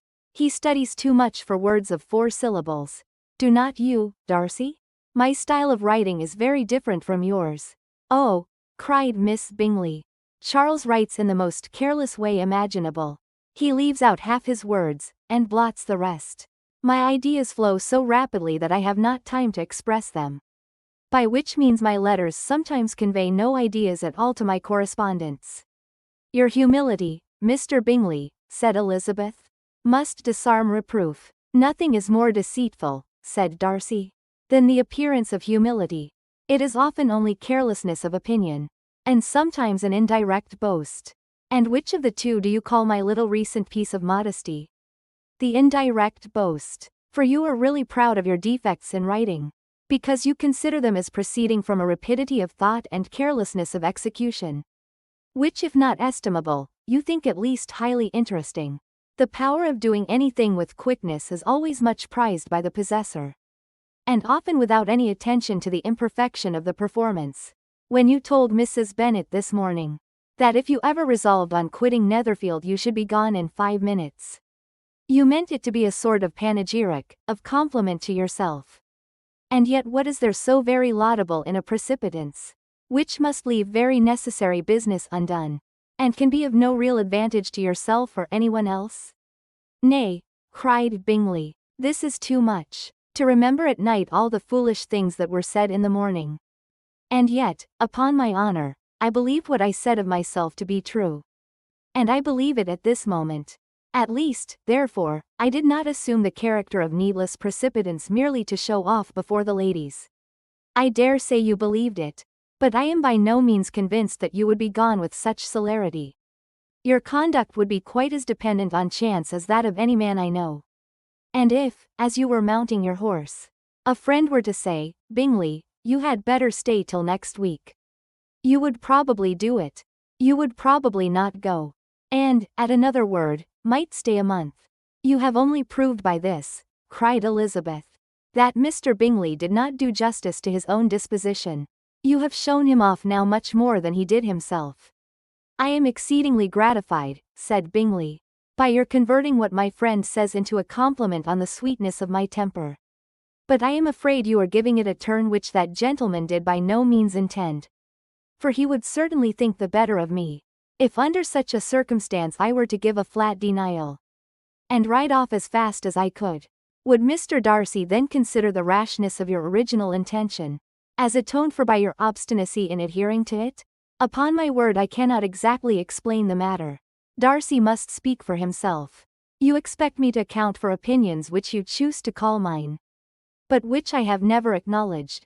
Allowing the case, however, to stand according to your representation, you must remember, Miss Bennet, that the friend who is supposed to desire his return to the house, and the delay of his plan, has merely desired it, asked it without offering one argument in favor of its propriety. To yield readily easily to the persuasion of a friend is no merit with you. To yield without conviction is no compliment to the understanding of either. You appear to me, Mr. Darcy, to allow nothing for the influence of friendship and affection. A regard for the requester would often make one readily yield to a request, without waiting for arguments to reason one into it. I am not particularly speaking of such a case as you have supposed about Mr. Bingley. We may as well wait, perhaps, till the circumstance occurs, before we discuss the discretion of his behavior thereupon. But in general and ordinary cases between friend and friend, where one of them is desired by the other to change a resolution of no very great moment, should you think ill of that person for complying with the desire, without waiting to be argued into it? Will it not be advisable, before we proceed on this subject, to arrange with rather more precision the degree of importance which is to appertain to this request, as well as the degree of intimacy subsisting between the parties? By all means, cried Bingley. Let us hear all the particulars, not forgetting their comparative height and size, for that will have more weight in the argument, Miss Bennet, than you may be aware of. I assure you that if Darcy were not such a great tall fellow, in comparison with myself, I should not pay him half so much deference. I declare I do not know a more awful object than Darcy, on particular occasions, and in particular places, at his own house especially. And of a Sunday evening when he has nothing to do. Mr. Darcy smiled, but Elizabeth thought she could perceive that he was rather offended, and therefore checked her laugh. Miss Bingley warmly resented the indignity he had received, in an expostulation with her brother for talking such nonsense. "I see your design, Bingley," said his friend. "You dislike an argument, and want to silence this." "Perhaps I do. Arguments are too much like disputes. If you and Miss Bennet will defer yours till I am out of the room, I shall be very thankful. And then you may say whatever you like of me." "What you ask," said Elizabeth, "is no sacrifice on my side." And Mr. Darcy had much better finish his letter. Mr. Darcy took her advice, and did finish his letter. When that business was over, he applied to Miss Bingley and Elizabeth for the indulgence of some music. Miss Bingley moved with alacrity to the pianoforte, and after a polite request that Elizabeth would lead the way, which the other as politely and more earnestly negatived, she seated herself. Mrs. Hurst sang with her sister, and while they were thus employed Elizabeth could not help observing, as she turned over some music books that lay on the instrument, how frequently Mr. Darcy's eyes were fixed on her. She hardly knew how to suppose that she could be an object of admiration to so great a man. And yet that he should look at her because he disliked her, was still more strange. She could only imagine, however, at last, that she drew his notice because there was a something about her more wrong and reprehensible, according to his ideas of right, than in any other person present. The supposition did not pain her. She liked him too little to care for his approbation. After playing some Italian songs, Miss Bingley varied the charm by a lively Scotch air, and soon afterwards Mr. Darcy, drawing near Elizabeth, said to her, "Do not you feel a great inclination, Miss Bennet, to seize such an opportunity of dancing a reel?" She smiled, but made no answer. He repeated the question, with some surprise at her silence. "Oh," said she, "I heard you before, but I could not immediately determine what to say in reply. You wanted me, I know, to say, yes, that you might have the pleasure of despising my taste. But I always delight in overthrowing those kind of schemes, and cheating a person of their premeditated contempt. I have therefore made up my mind to tell you, that I do not want to dance a reel at all. And now despise me if you dare." "Indeed I do not dare." Elizabeth, having rather expected to affront him, was amazed at his gallantry, but there was a mixture of sweetness and archness in her manner, which made it difficult for her to affront anybody. And Darcy had never been so bewitched by any woman as he was by her. He really believed, that were it not for the inferiority of her connections, he should be in some danger. Miss Bingley saw, or suspected enough to be jealous, and her great anxiety for the recovery of her dear friend Jane received some assistance from her desire of getting rid of Elizabeth. She often tried to provoke Darcy into disliking her guest, by talking of their supposed marriage, and planning his happiness in such an alliance. "I hope," said she, as they were walking together in the shrubbery the next day, "you will give your mother-in-law a few hints, when this desirable event takes place, as to the advantage of holding her tongue. And if you can compass it, do cure the younger girls of running after the officers. And, if I may mention so delicate a subject, endeavor to check that little something, bordering on conceit and impertinence, which your lady possesses. Have you anything else to propose for my domestic felicity? Oh, yes. Do let the portraits of your uncle and Aunt Phillips be placed in the gallery at Pemberley. Put them next to your great uncle the judge. They are in the same profession, you know, only in different lines. As for your Elizabeth's picture, you must not attempt to have it taken. For what painter could do justice to those beautiful eyes? It would not be easy, indeed, to catch their expression. But their color and shape, and the eyelashes, so remarkably fine, might be copied." At that moment they were met from another walk, by Mrs. Hurst and Elizabeth herself. "I did not know that you intended to walk," said Miss Bingley, in some confusion, lest they had been overheard. "You used us abominably ill," answered Mrs. Hurst, "in running away without telling us that you were coming out." Then taking the disengaged arm of Mr. Darcy, she left Elizabeth to walk by herself. The path just admitted 3. Mr. Darcy felt their rudeness and immediately said, "This walk is not wide enough for our party. We had better go into the avenue." But Elizabeth, who had not the least inclination to remain with them, laughingly answered, "No, no, stay where you are. You are charmingly grouped, and appear to uncommon advantage. The picturesque would be spoilt by admitting a fourth. Goodbye." She then ran gaily off, rejoicing as she rambled about, in the hope of being at home again in a day or two. Jane was already so much recovered as to intend leaving her room for a couple of hours that evening. Pride and Prejudice. Chapter 11. When the ladies removed after dinner, Elizabeth ran up to her sister, and seeing her well guarded from cold, attended her into the drawing-room, where she was welcomed by her two friends with many professions of pleasure. And Elizabeth had never seen them so agreeable as they were during the hour which passed before the gentlemen appeared. Their powers of conversation were considerable. They could describe an entertainment with accuracy, relate an anecdote with humor, and laugh at their acquaintance with spirit. But when the gentlemen entered, Jane was no longer the first object. Miss Bingley's eyes were instantly turned towards Darcy, and she had something to say to him before he had advanced many steps. He addressed himself directly to Miss Bennet, with a polite congratulation. Mr. Hurst also made her a slight bow, and said he was very glad. But diffuseness and warmth remained for Bingley's salutation. He was full of joy and attention. The first half-hour was spent in piling up the fire, lest she should suffer from the change of room, and she removed at his desire to the other side of the fireplace, that she might be farther from the door.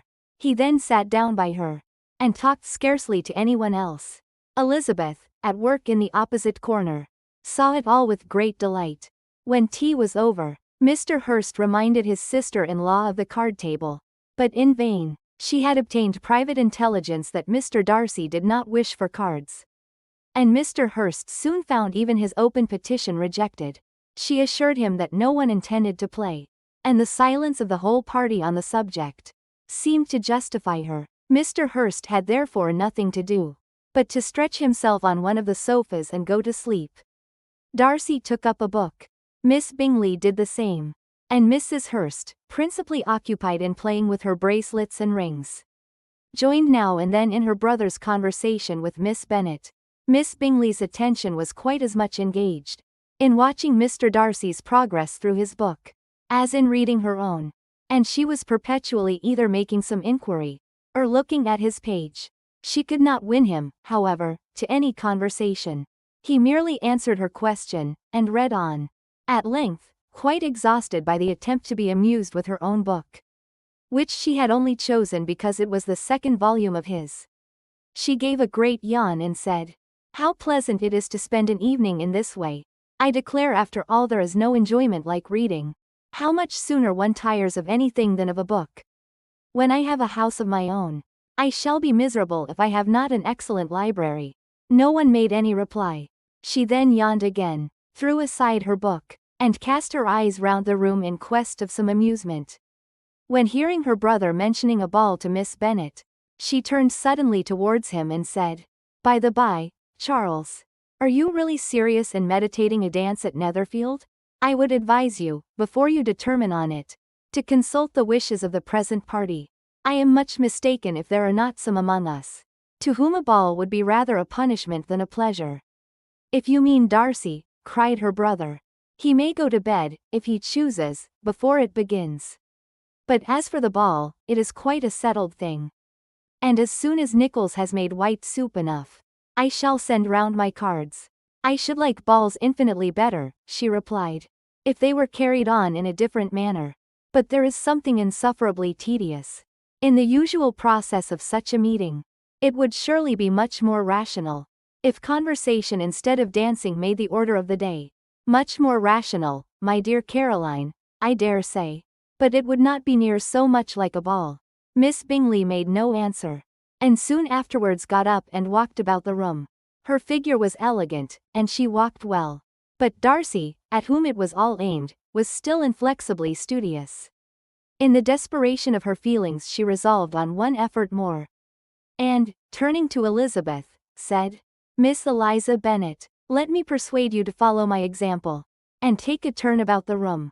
I assure you it is very refreshing." After sitting so long in one attitude, Elizabeth was surprised, but agreed to it immediately. Miss Bingley succeeded no less in the real object of her civility. Mr. Darcy looked up. He was as much awake to the novelty of attention in that quarter as Elizabeth herself could be, and unconsciously closed his book. He was directly invited to join their party, but he declined it, observing that he could imagine but two motives for their choosing to walk up and down the room together, with either of which motives his joining them would interfere. What could he mean? She was dying to know what could be his meaning, and asked Elizabeth whether she could at all understand him. Not at all, was her answer. But depend upon it, he means to be severe on us. And our surest way of disappointing him will be to ask nothing about it. Miss Bingley, however, was incapable of disappointing Mr. Darcy in anything, and persevered therefore in requiring an explanation of his two motives. I have not the smallest objection to explaining them, said he, as soon as she allowed him to speak. You either choose this method of passing the evening, because you are in each other's confidence and have secret affairs to discuss, or because you are conscious that your figures appear to the greatest advantage in walking.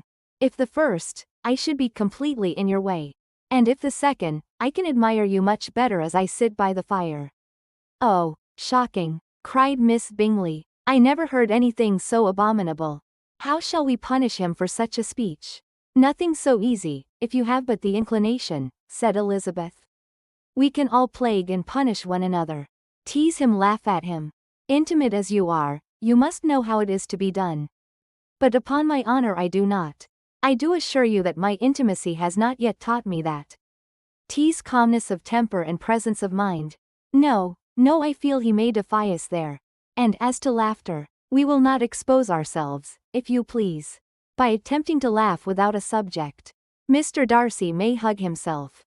Mr. Darcy is not to be laughed at, cried Elizabeth. That is an uncommon advantage. And uncommon I hope it will continue, for it would be a great loss to me to have many such acquaintance. I dearly love a laugh. Miss Bingley, said he, has given me credit for more than can be the wisest and the best of men. Nay, the wisest and best of their actions may be rendered ridiculous by a person whose first object in life is a joke. Certainly, replied Elizabeth. There are such people, but I hope I am not one of them. I hope I never ridicule what is wise or good. Follies and nonsense, whims and inconsistencies do divert me, I own, and I laugh at them whenever I can. But these, I suppose, are precisely what you are without. Perhaps that is not possible for anyone, but it has been the study of my life to avoid those weaknesses which often expose a strong understanding to ridicule, such as vanity and pride.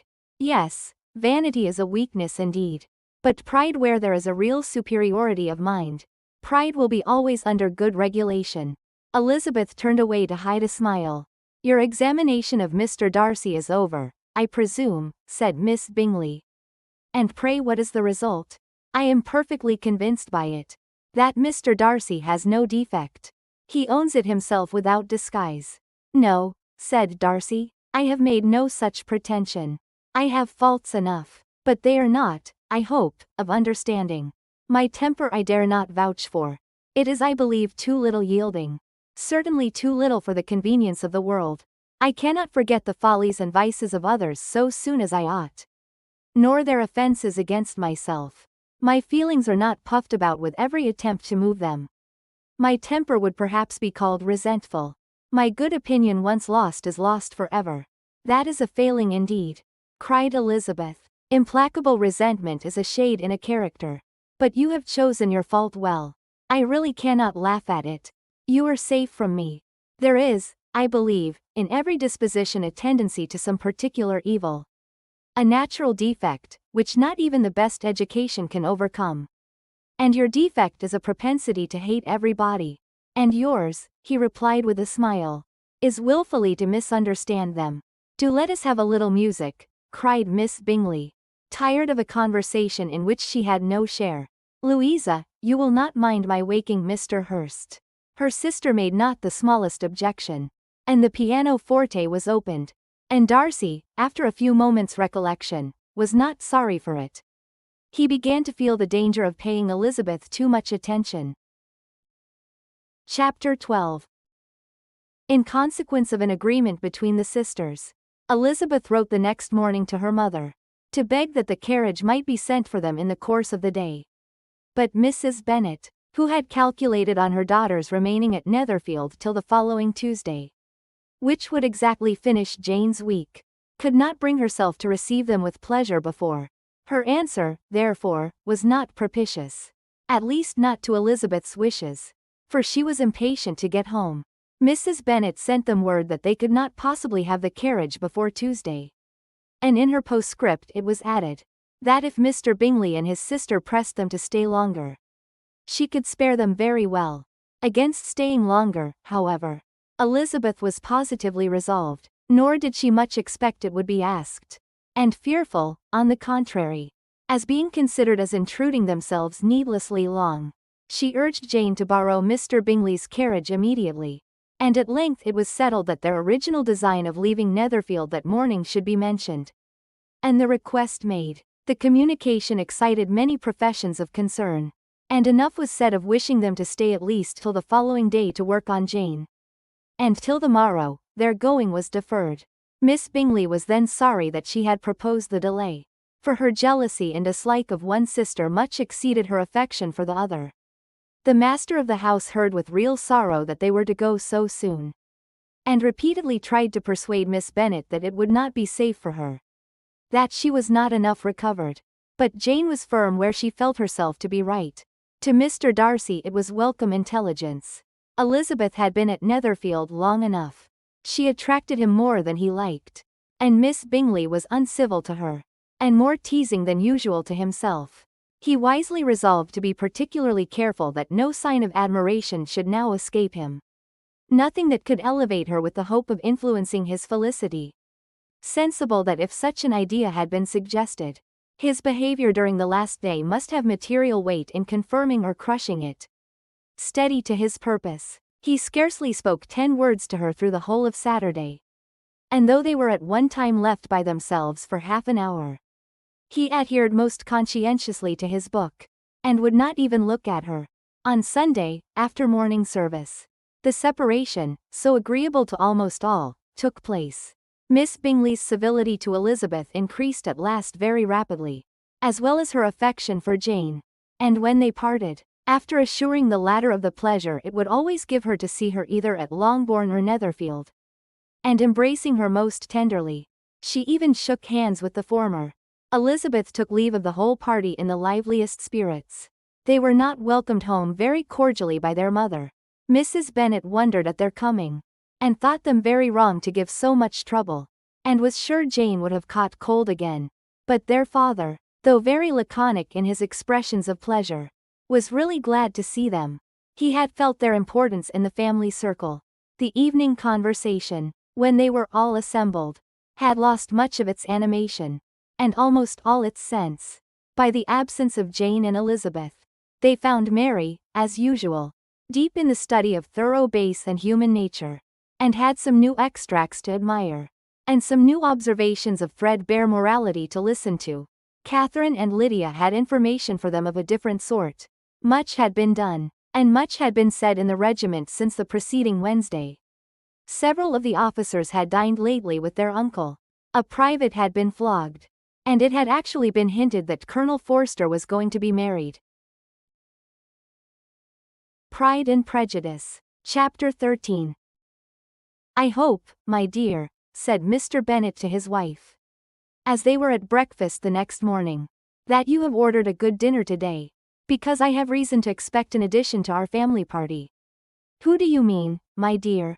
"I know of nobody that is coming, I am sure, unless Charlotte Lucas should happen to call in, and I hope my dinners are good enough for her. I do not believe she often sees such at home. The person of whom I speak is a gentleman and a stranger." Mrs. Bennet's eyes sparkled. "A gentleman and a stranger. It is Mr. Bingley, I am sure. Why, Jane, you never dropped a word of this, you sly thing." "Well, I am sure I shall be extremely glad to see Mr. Bingley. But, good Lord, how unlucky. There is not a bit of fish to be got today. Lydia, my love, ring the bell. I must speak to Hill, this moment." "It is not Mr. Bingley," said her husband. It is a person whom I never saw in the whole course of my life." This roused a general astonishment. And he had the pleasure of being eagerly questioned by his wife and 5 daughters at once. After amusing himself some time with their curiosity, he thus explained, "About a month ago I received this letter, and about a fortnight ago I answered it, for I thought it a case of some delicacy, and requiring early attention. It is from my cousin, Mr. Collins, who, when I am dead, may turn you all out of this house as soon as he pleases." "Oh, my dear," cried his wife, "I cannot bear to hear that mentioned. Pray do not talk of that odious man. I do think it is the hardest thing in the world, that your estate should be entailed away from your own children, and I am sure if I had been you, I should have tried long ago to do something or other about it." Jane and Elizabeth attempted to explain to her the nature of an entail. They had often attempted it before, but it was a subject on which Mrs. Bennet was beyond the reach of reason, and she continued to rail bitterly against the cruelty of settling an estate away from a family of 5 daughters, in favor of a man whom nobody cared anything about. "It certainly is a most iniquitous affair," said Mr. Bennet, "and nothing can clear Mr. Collins from the guilt of inheriting Longbourn. But if you will listen to his letter, you may perhaps be a little softened by his manner of expressing himself." "No, that I am sure I shall not. And I think it was very impertinent of him to write to you at all. And very hypocritical. I hate such false friends. Why could not he keep on quarreling with you, as his father did before him? Why, indeed, he does seem to have had some filial scruples on that head, as you will hear. Hunsford, near Westerham, Kent. 15th October. Dear Sir, the disagreement subsisting between yourself and my late honored father always gave me much uneasiness, and since I have had the misfortune to lose him, I have frequently wished to heal the breach, but for some time I was kept back by my own doubts, fearing lest it might seem disrespectful to his memory for me to be on good terms with anyone with whom it had always pleased him to be at variance. There, Mrs. Bennet. My mind however is now made up on the subject, for having received ordination at Easter, I have been so fortunate as to be distinguished by the patronage of the Right Honourable Lady Catherine de Bourgh, widow of Sir Louis de Bourgh, whose bounty and beneficence has preferred me to the valuable rectory of this parish, where it shall be my earnest endeavour to demean myself with grateful respect towards her ladyship, and be ever ready to perform those rites and ceremonies which are instituted by the Church of England. As a clergyman, moreover, I feel it my duty to promote and establish the blessing of peace in all families within the reach of my influence.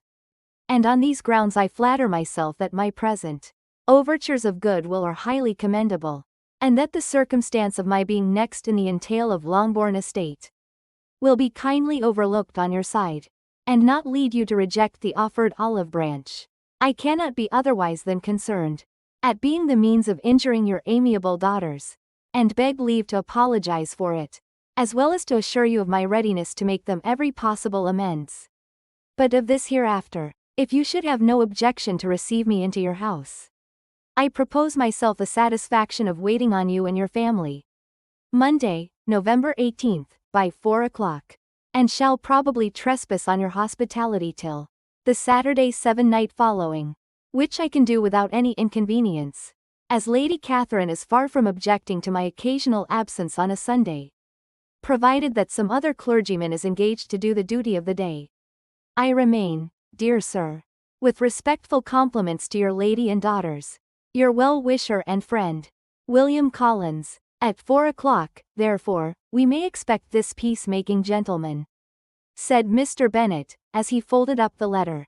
"He seems to be a most conscientious and polite young man, upon my word, and I doubt not will prove a valuable acquaintance, especially if Lady Catherine should be so indulgent as to let him come to us again. There is some sense in what he says about the girls however, and if he is disposed to make them any amends, I shall not be the person to discourage him, though it is difficult," said Jane, "to guess in what way he can mean to make us the atonement he thinks our due. The wish is certainly to his credit." Elizabeth was chiefly struck with his extraordinary deference for Lady Catherine, and his kind intention of christening marrying, and burying his parishioners whenever it were required. He must be an oddity, I think, said she. I cannot make him out. There is something very pompous in his style. And what can he mean by apologizing for being next in the entail? We cannot suppose he would help it, if he could. Can he be a sensible man, sir? No, my dear, I think not. I have great hopes of finding him quite the reverse. There is a mixture of servility and self-importance in his letter, which promises well. I am impatient to see him. In point of composition, said Mary, his letter does not seem defective. The idea of the olive branch perhaps is not wholly new. Yet I think it is well expressed. To Catherine and Lydia, neither the letter nor its writer were in any degree interesting.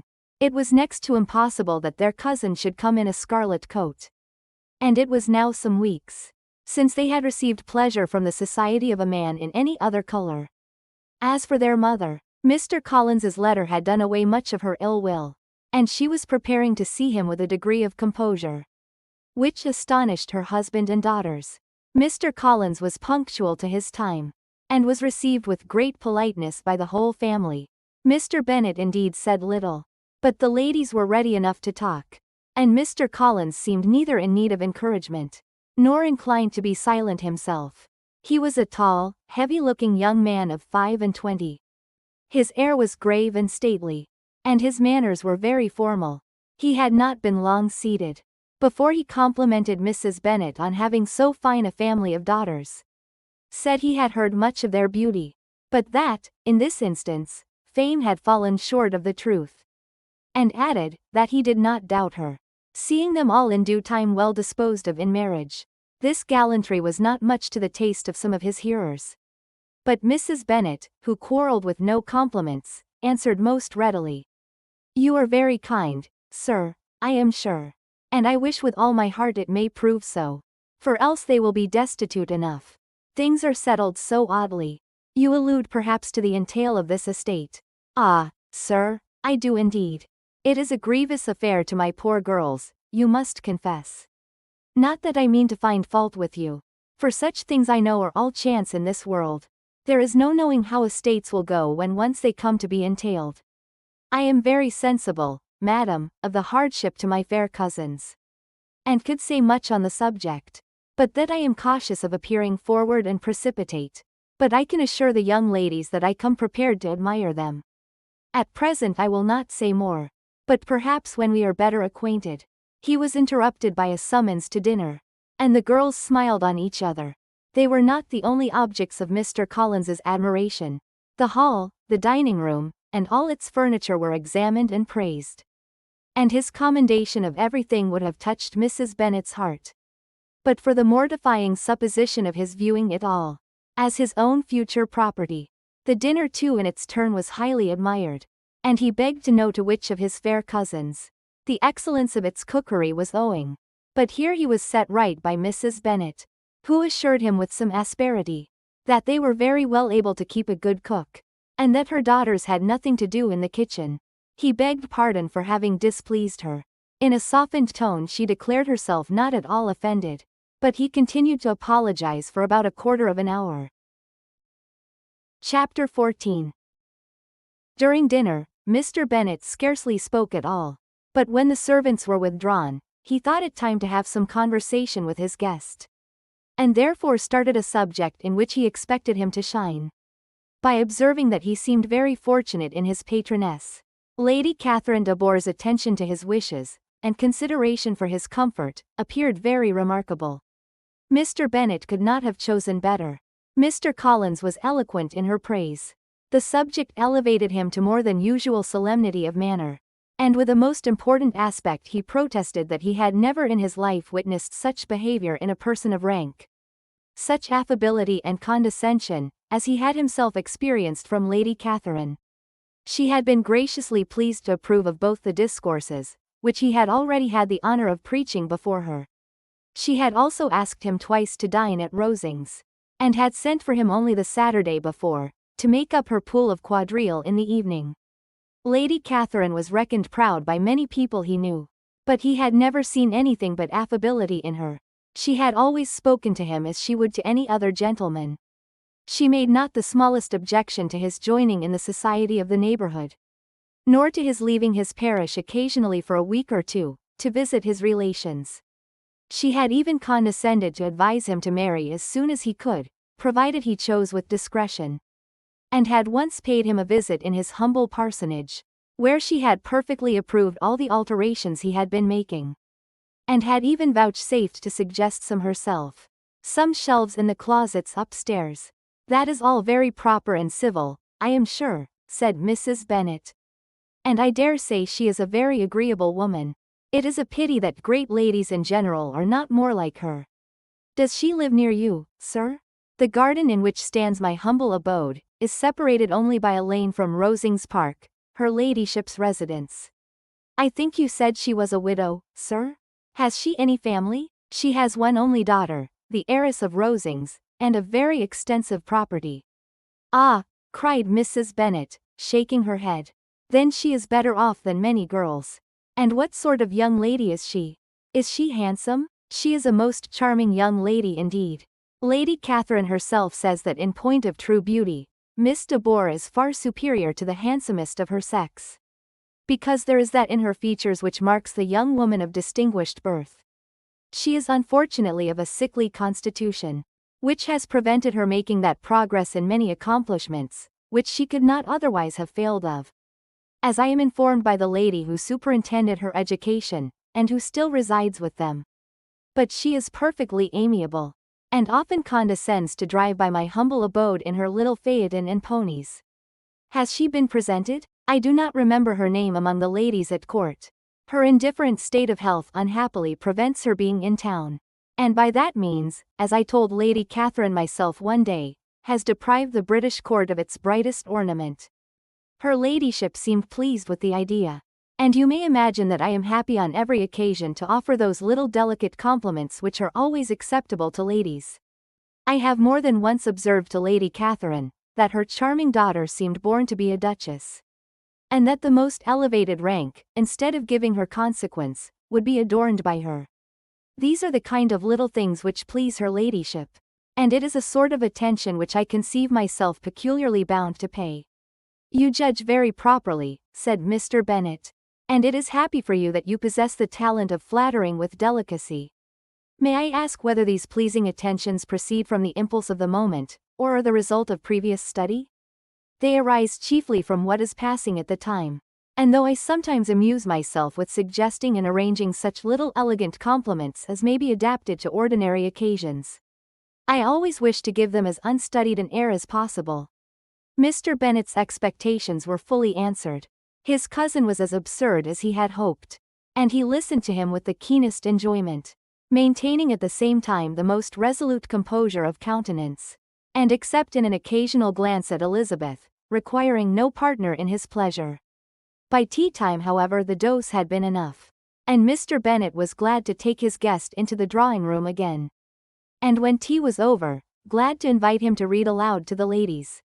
Mr. Collins readily assented, and a book was produced.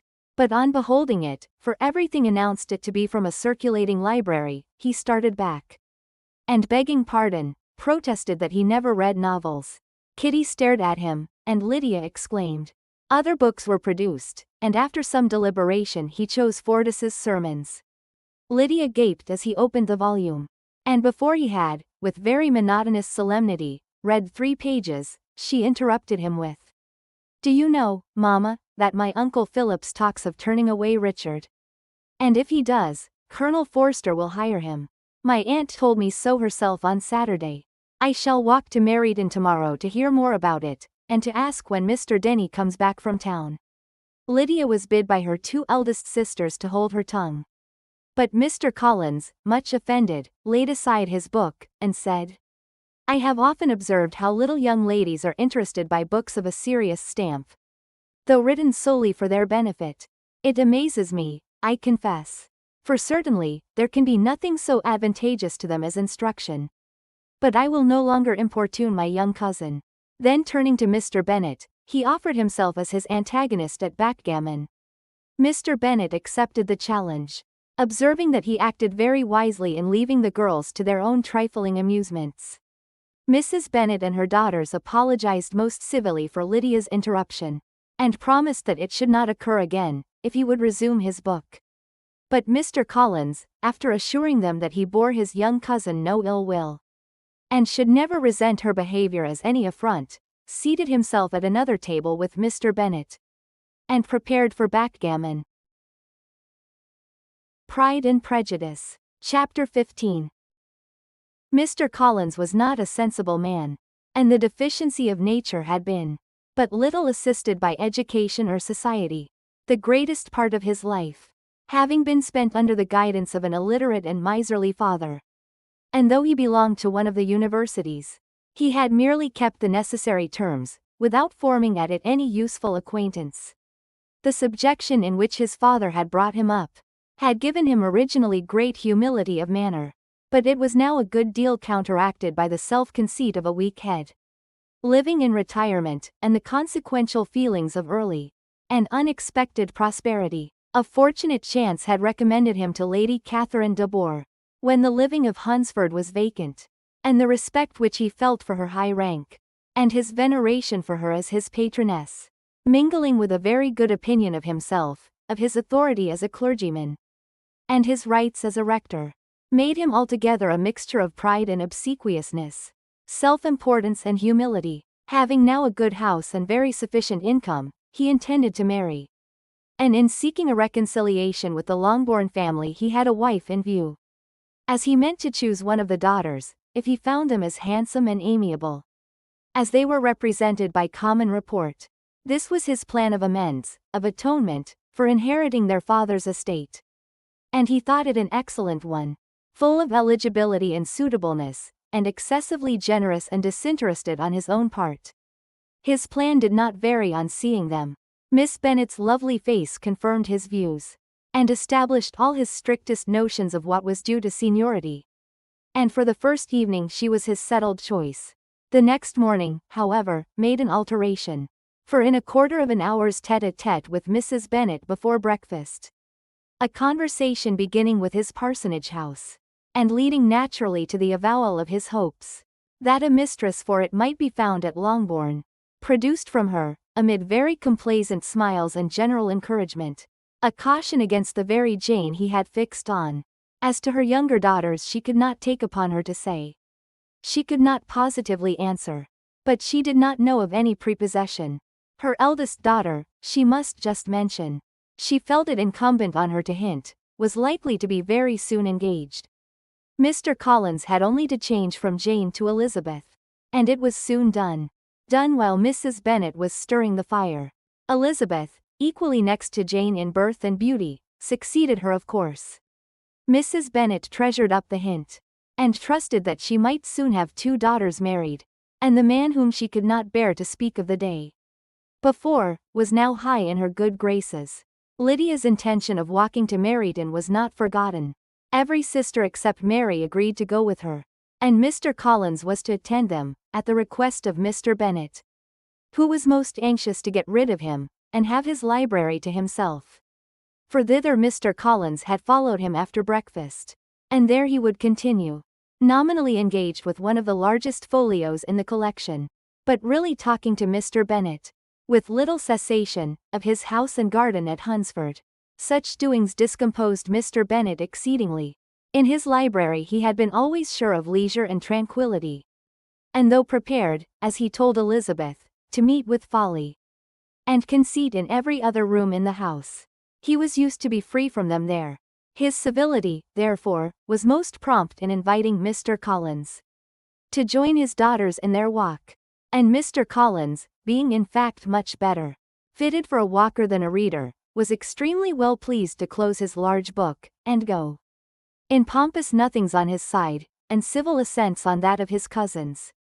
Their time passed till they entered Meryton. The attention of the younger ones was then no longer to be gained by him. Their eyes were immediately wandering up in the street in quest of the officers, and nothing less than a very smart bonnet indeed, or a really new muslin in a shop window, could recall them. But the attention of every lady was soon caught by a young man, whom they had never seen before, of most gentlemanlike appearance, walking with an officer on the other side of the way. The officer was the very Mr. Denny, concerning whose return from London Lydia came to inquire. And he bowed as they passed.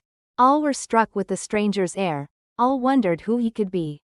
And Kitty and Lydia, determined if possible to find out, led the way across the street, under pretense of wanting something in an opposite shop, and fortunately had just gained the pavement when the two gentlemen turning back had reached the same spot.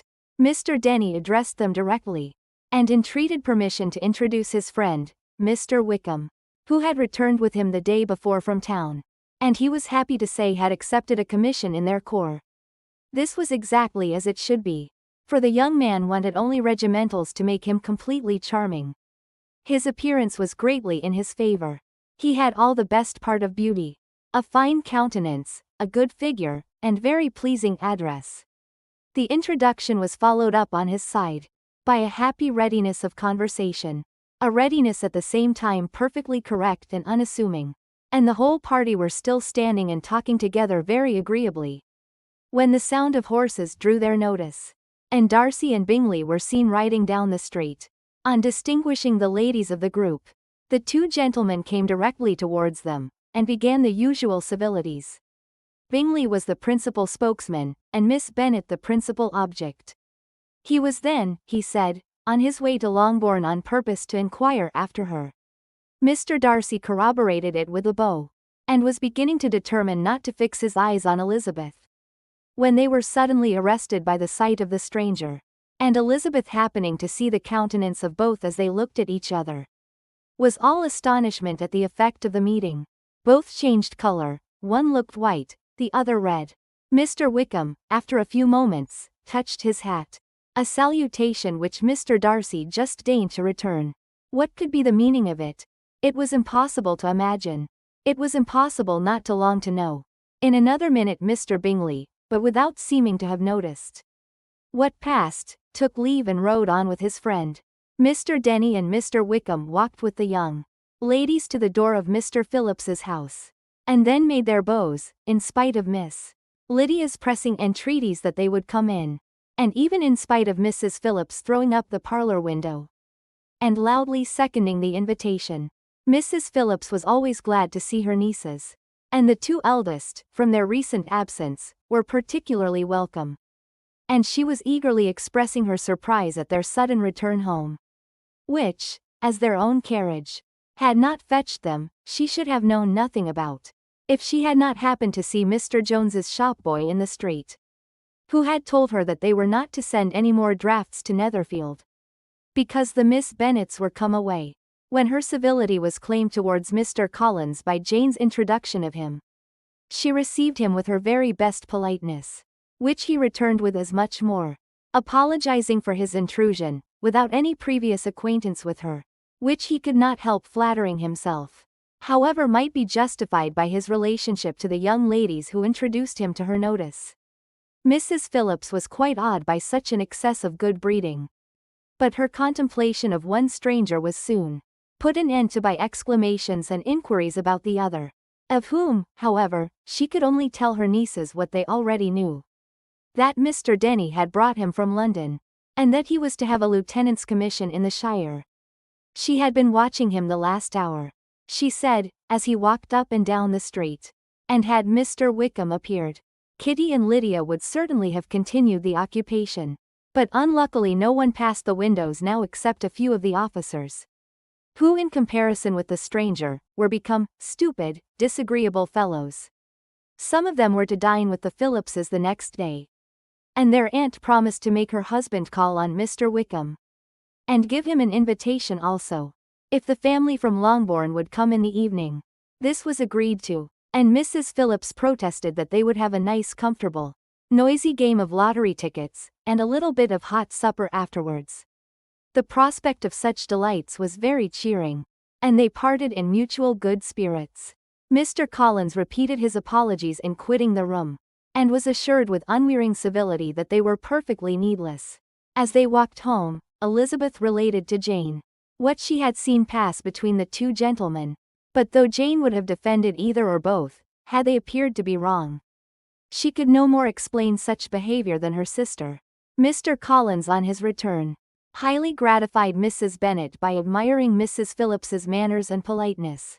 He protested that except Lady Catherine and her daughter, he had never seen a more elegant woman, for she had not only received him with the utmost civility, but had even pointedly included him in her invitation for the next evening.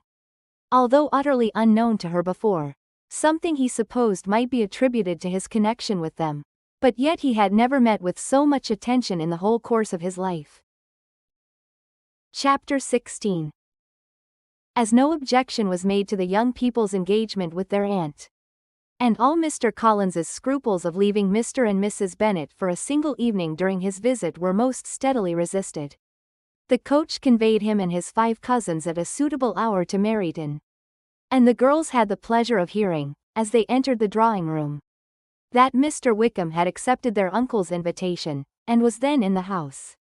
When this information was given, and they had all taken their seats, Mr. Collins was at leisure to look around him and admire, and he was so much struck with the size and furniture of the apartment, that he declared he might almost have supposed himself in the small summer breakfast parlour at Rosings.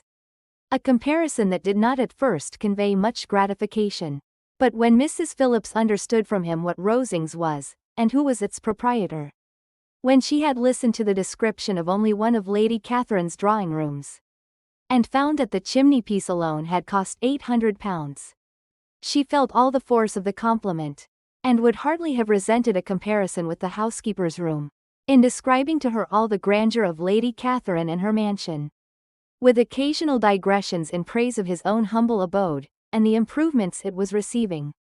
He was happily employed until the gentlemen joined them, and he found in Mrs. Phillips a very attentive listener, whose opinion of his consequence increased with what she heard, and who was resolving to retail it all among her neighbours as soon as she could.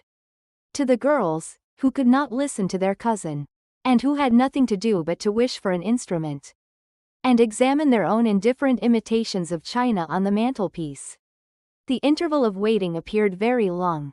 It was over at last, however. The gentleman did approach, and when Mr. Wickham walked into the room, Elizabeth felt that she had neither been seeing him before, nor thinking of him since, with the smallest degree of unreasonable admiration. The officers of the shire were in general a very creditable, gentlemanlike set, and the best of them were of the present party, but Mr. Wickham was as far beyond them all in person, countenance, air, and walk, as they were superior to the broad-faced stuffy Uncle Phillips, breathing port wine, who followed them into the room. Mr. Wickham was the happy man towards whom almost every female eye was turned, and Elizabeth was the happy woman by whom he finally seated himself, and the agreeable manner in which he immediately fell into conversation, though it was only on its being a wet night, and on the probability of a rainy season, made her feel that the commonest, dullest, most threadbare topic might be rendered interesting by the skill of the speaker. With such rivals for the notice of the fair, as Mr. Wickham and the officers, Mr. Collins seemed likely to sink into insignificance. To the young ladies he certainly was nothing, but he had still at intervals a kind listener in Mrs. Phillips, and was, by her watchfulness, most abundantly supplied with coffee and muffin. When the card tables were placed, he had an opportunity of obliging her in return, by sitting down to whist. "I know little of the game, at present," said he, "but I shall be glad to improve myself, for in my situation of life." Mrs. Phillips was very thankful for his compliance, but could not wait for his reason. Mr. Wickham did not play at whist, and with ready delight was he received at the other table between Elizabeth and Lydia. At first there seemed danger of Lydia's engrossing him entirely, for she was a most determined talker, but being likewise extremely fond of lottery tickets, she soon grew too much interested in the game, too eager in making bets and exclaiming after prizes, to have attention for anyone in particular. Allowing for the common demands of the game, Mr. Wickham was therefore at leisure to talk to Elizabeth, and she was very willing to hear him, though what she chiefly wished to hear she could not hope to be told. The history of his acquaintance with Mr. Darcy, she dared not even mention that gentleman. Her curiosity, however, was unexpectedly relieved. Mr. Wickham began the subject himself. He inquired how far Netherfield was from Meryton, and, after receiving her answer, asked in an hesitating manner how long Mr. Darcy had been staying there. "About a month," said Elizabeth. And then, unwilling to let the subject drop, added, "He is a man of very large property in Derbyshire, I understand." "Yes," replied Wickham. "His estate there is a noble one. A clear 10,000 per annum. You could not have met with a person more capable of giving you certain information on that head than myself. For I have been connected with his family in a particular manner from my infancy." Elizabeth could not but look surprised. "You may well be surprised, Miss Bennet, at such an assertion. After seeing, as you probably might, the very cold manner of our meeting yesterday. Are you much acquainted with Mr. Darcy?" "As much as I ever wish to be," cried Elizabeth warmly. "I have spent 4 days in the same house with him. And I think him very disagreeable." "I have no right to give my opinion," said Wickham, "as to his being agreeable or otherwise. I am not qualified to form one. I have known him too long and too well to be a fair judge. It is impossible for me to be impartial. But I believe your opinion of him would in general astonish. And perhaps you would not express it quite so strongly anywhere else. Here you are in your own family. Upon my word I say no more here than I might say in any house in the neighbourhood, except Netherfield. He is not at all liked in Hertfordshire. Everybody is disgusted with his pride. You will not find him more favourably spoken of by anyone." "I cannot pretend to be sorry," said Wickham, after a short interruption, "that he or that any man should not be estimated beyond their deserts. But with him I believe it does not often happen. The world is blinded by his fortune and consequence, or frightened by his high and imposing manners, and sees him only as he chooses to be seen. I should take him, even on my slight acquaintance, to be an ill-tempered man." Wickham only shook his head. "I wonder," said he, at the next opportunity of speaking, "whether he is likely to be in this country much longer.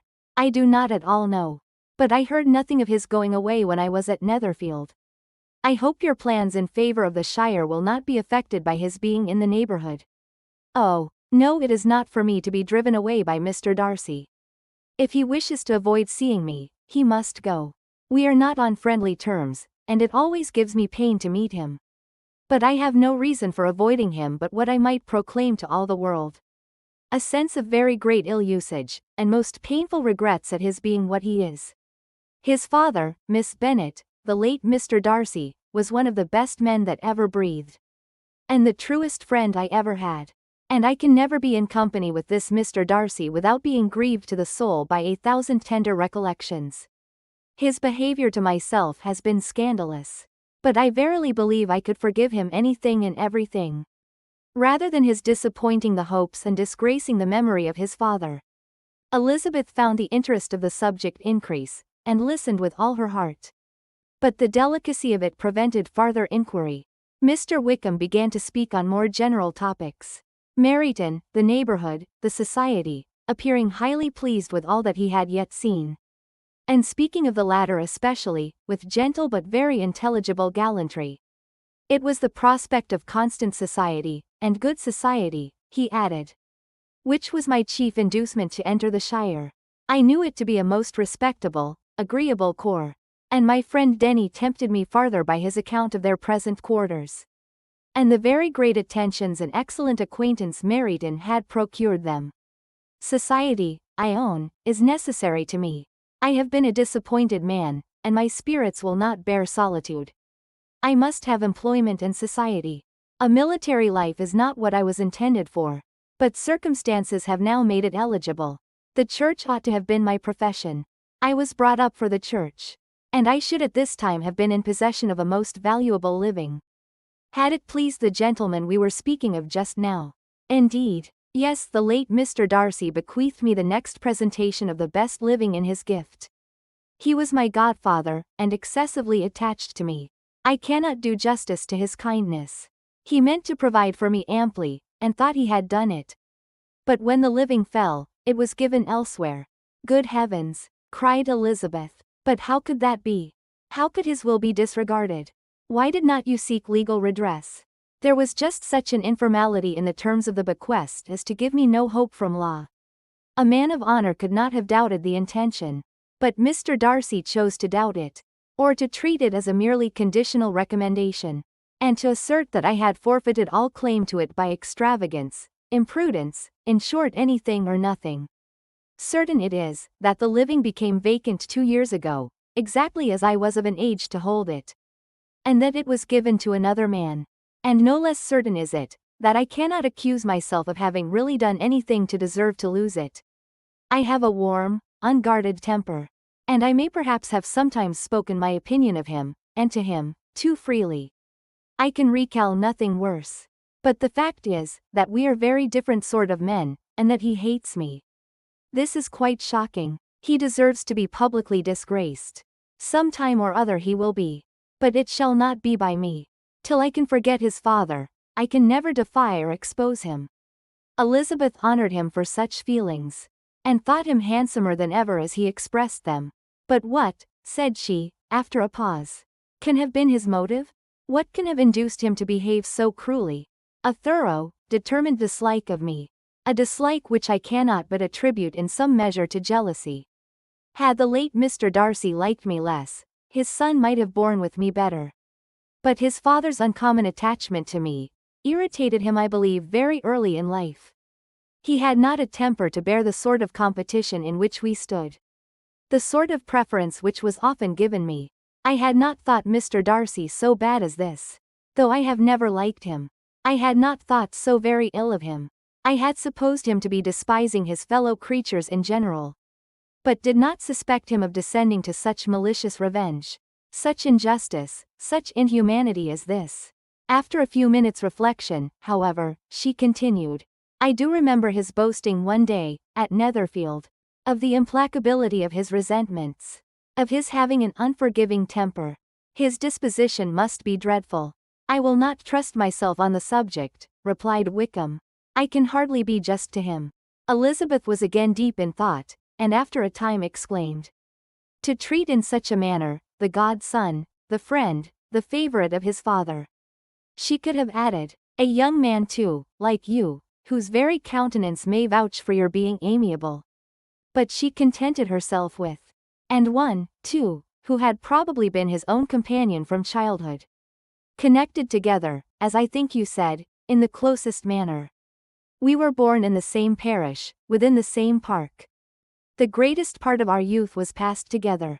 Inmates of the same house, sharing the same amusements. Objects of the same parental care. My father began life in the profession which your uncle, Mr. Phillips, appears to do so much credit to. But he gave up everything to be of use to the late Mr. Darcy, and devoted all his time to the care of the Pemberley property. He was most highly esteemed by Mr. Darcy, a most intimate, confidential friend. Mr. Darcy often acknowledged himself to be under the greatest obligations to my father's active superintendence. And when immediately before my father's death, Mr. Darcy gave him a voluntary promise of providing for me, I am convinced that he felt it to be as much a debt of gratitude to him as of affection to myself. How strange, cried Elizabeth. How abominable. I wonder that the very pride of this Mr. Darcy has not made him just to you. If from no better motive, that he should not have been too proud to be dishonest. For dishonesty I must call it.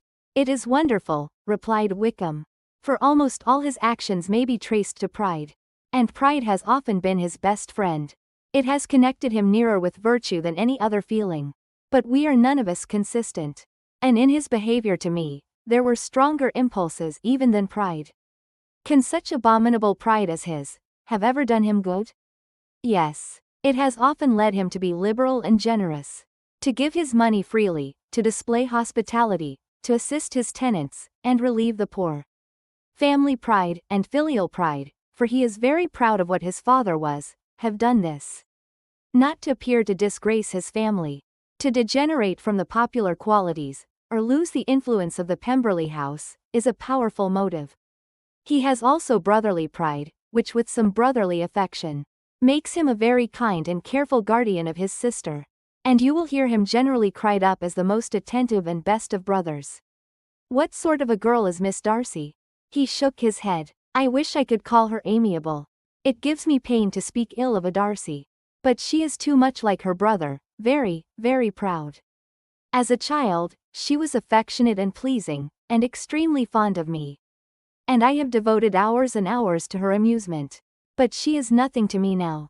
She is a handsome girl, about 15 or 16, and I understand highly accomplished. Since her father's death, her home has been London, where a lady lives with her, and superintends her education.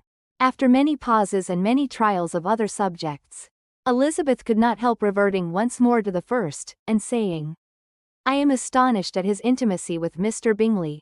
How can Mr. Bingley, who seems good humour itself, and is, I really believe, truly amiable, be in friendship with such a man? How can they suit each other? Do you know Mr. Bingley? Not at all. He is a sweet-tempered, amiable, charming man. He cannot know what Mr. Darcy is. Probably not, but Mr. Darcy can please where he chooses. He does not want abilities. He can be a conversable companion if he thinks it worth his while. Among those who are at all his equals in consequence, he is a very different man from what he is to the less prosperous. His pride never deserts him. But with the rich, he is liberal-minded, just, sincere, rational, honorable, and perhaps agreeable. Allowing something for fortune and figure. The whist party soon afterwards breaking up, the players gathered round the other table, and Mr. Collins took his station between his cousin Elizabeth and Mrs. Phillips. The usual inquiries as to his success were made by the latter. It had not been very great, he had lost every point. But when Mrs. Phillips began to express her concern thereupon, he assured her with much earnest gravity that it was not of the least importance. That he considered the money as a mere trifle, and begged she would not make herself uneasy. I know very well, madam, said he, that when persons sit down to a card table, they must take their chance of these things. And happily I am not in such circumstances as to make 5 shillings any object. There are undoubtedly many who could not say the same. But thanks to Lady Catherine de Bourgh, I am removed far beyond the necessity of regarding little matters. Mr. Wickham's attention was caught, and after observing Mr. Collins for a few moments, he asked Elizabeth in a low voice whether her relation were very intimately acquainted with the family of de Bourgh. Lady Catherine de Bourgh, she replied, has very lately given him a living. I hardly know how Mr. Collins was first introduced to her notice. But he certainly has not known her long. You know of course that Lady Catherine de Bourgh and Lady Anne Darcy were sisters. Consequently that she is aunt to the present Mr. Darcy. No, indeed, I did not. I knew nothing at all of Lady Catherine's connections. I never heard of her existence till the day before yesterday. Her daughter, Miss de Bourgh, will have a very large fortune. And it is believed that she and her cousin will unite the 2 estates. This information made Elizabeth smile, as she thought of poor Miss Bingley. Vain indeed must be all her attentions. Vain and useless her affection for his sister and her praise of himself, if he were already self-destined to another. Mr. Collins, said she, speaks highly both of Lady Catherine and her daughter. But from some particulars that he has related of her ladyship, I suspect his gratitude misleads him, and that in spite of her being his patroness, she is an arrogant, conceited woman. I believe her to be both in a great degree, replied Wickham. I have not seen her for many years, but I very well remember that I never liked her, and that her manners were dictatorial and insolent. She has the reputation of being remarkably sensible and clever, but I rather believe she derives part of her abilities from her rank and fortune, part from her authoritative manner, and the rest from the pride of her nephew, who chooses that everyone connected with him should have an understanding of the first class. Elizabeth allowed that he had given a very rational account of it, and they continued talking together with mutual satisfaction till supper put an end to cards, and gave the rest of the ladies their share of Mr. Wickham's attentions. There could be no conversation in the noise of Mrs. Phillips's supper party, but his manners recommended him to everybody. Whatever he said, was said well, and whatever he did, done gracefully. Elizabeth went away with her head full of him. She could think of nothing but of Mr. Wickham, and of what he had told her, all the way home.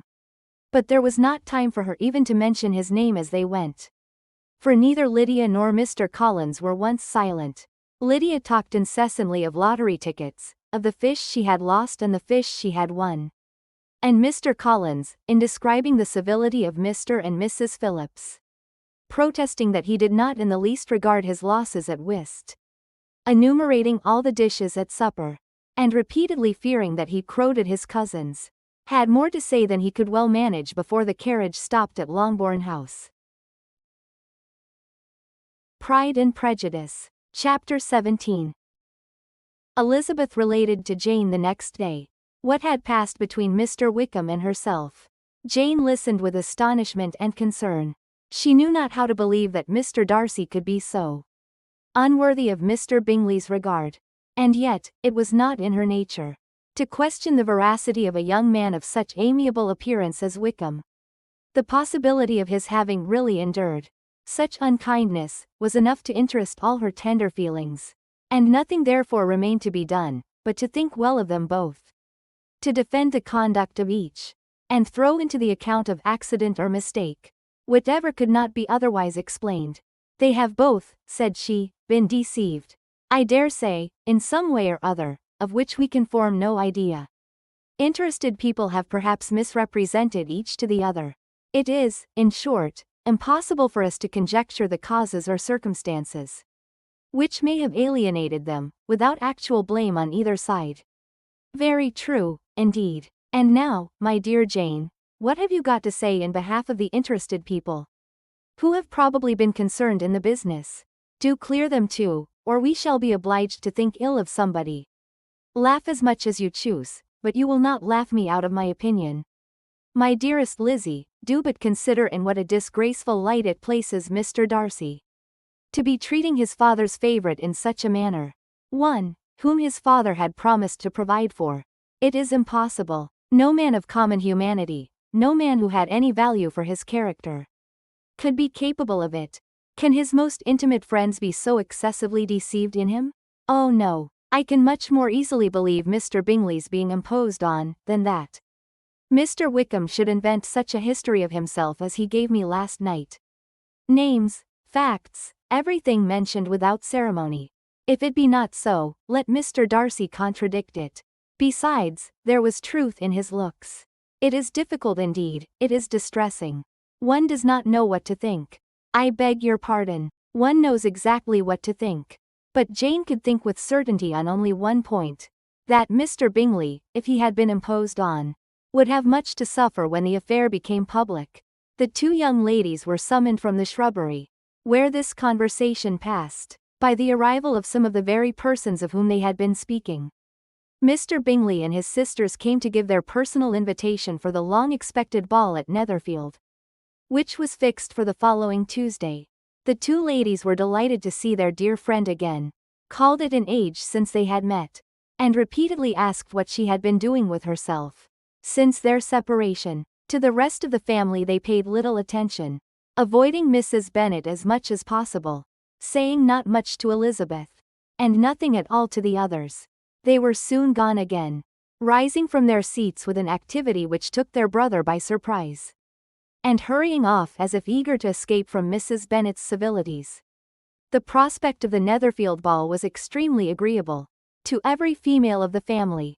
Mrs. Bennet chose to consider it as given in compliment to her eldest daughter, and was particularly flattered by receiving the invitation from Mr. Bingley himself, instead of a ceremonious card.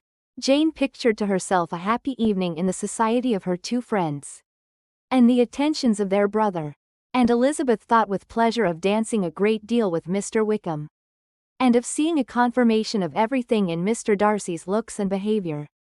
The happiness anticipated by Catherine and Lydia depended less on any single event, or any particular person, for though they each, like Elizabeth, meant to dance half the evening with Mr. Wickham, he was by no means the only partner who could satisfy them.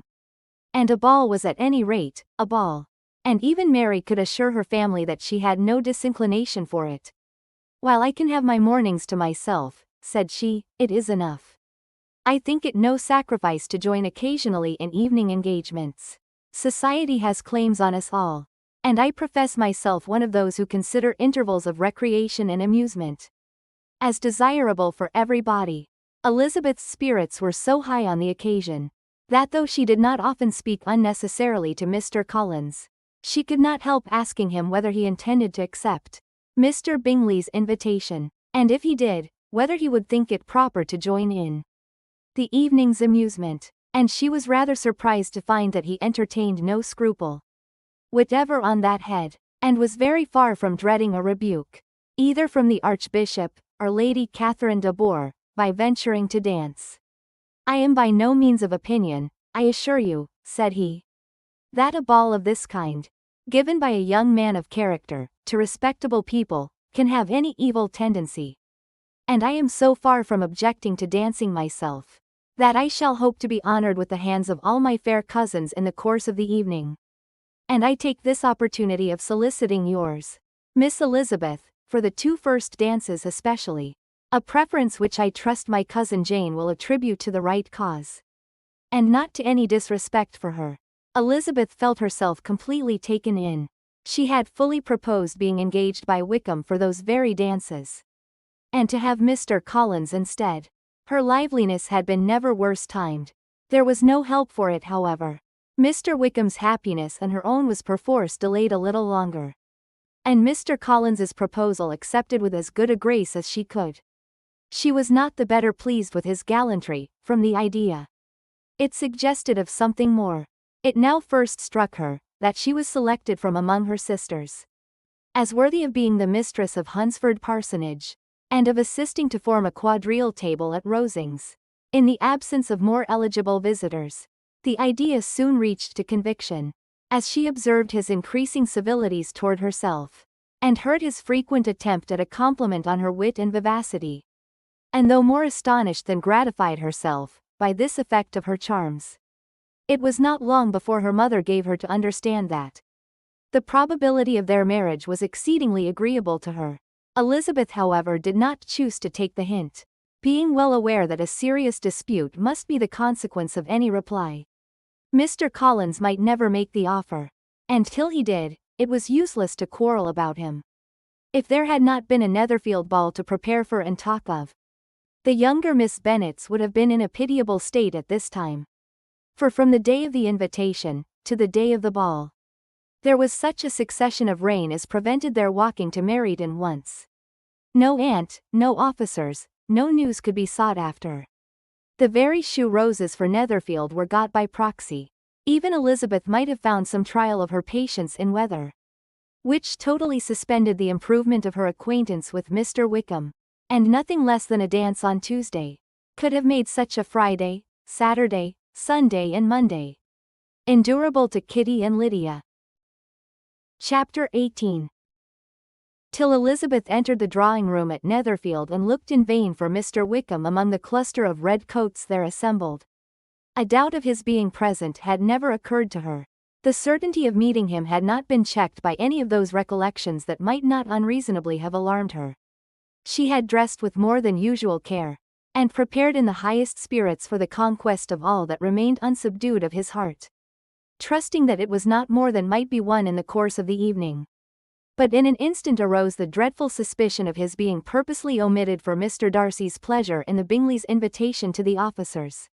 And though this was not exactly the case, the absolute fact of his absence was pronounced by his friend Mr. Denny, to whom Lydia eagerly applied, and who told them that Wickham had been obliged to go to town on business the day before, and was not yet returned, adding, with a significant smile, "I do not imagine his business would have called him away just now, if he had not wished to avoid a certain gentleman here."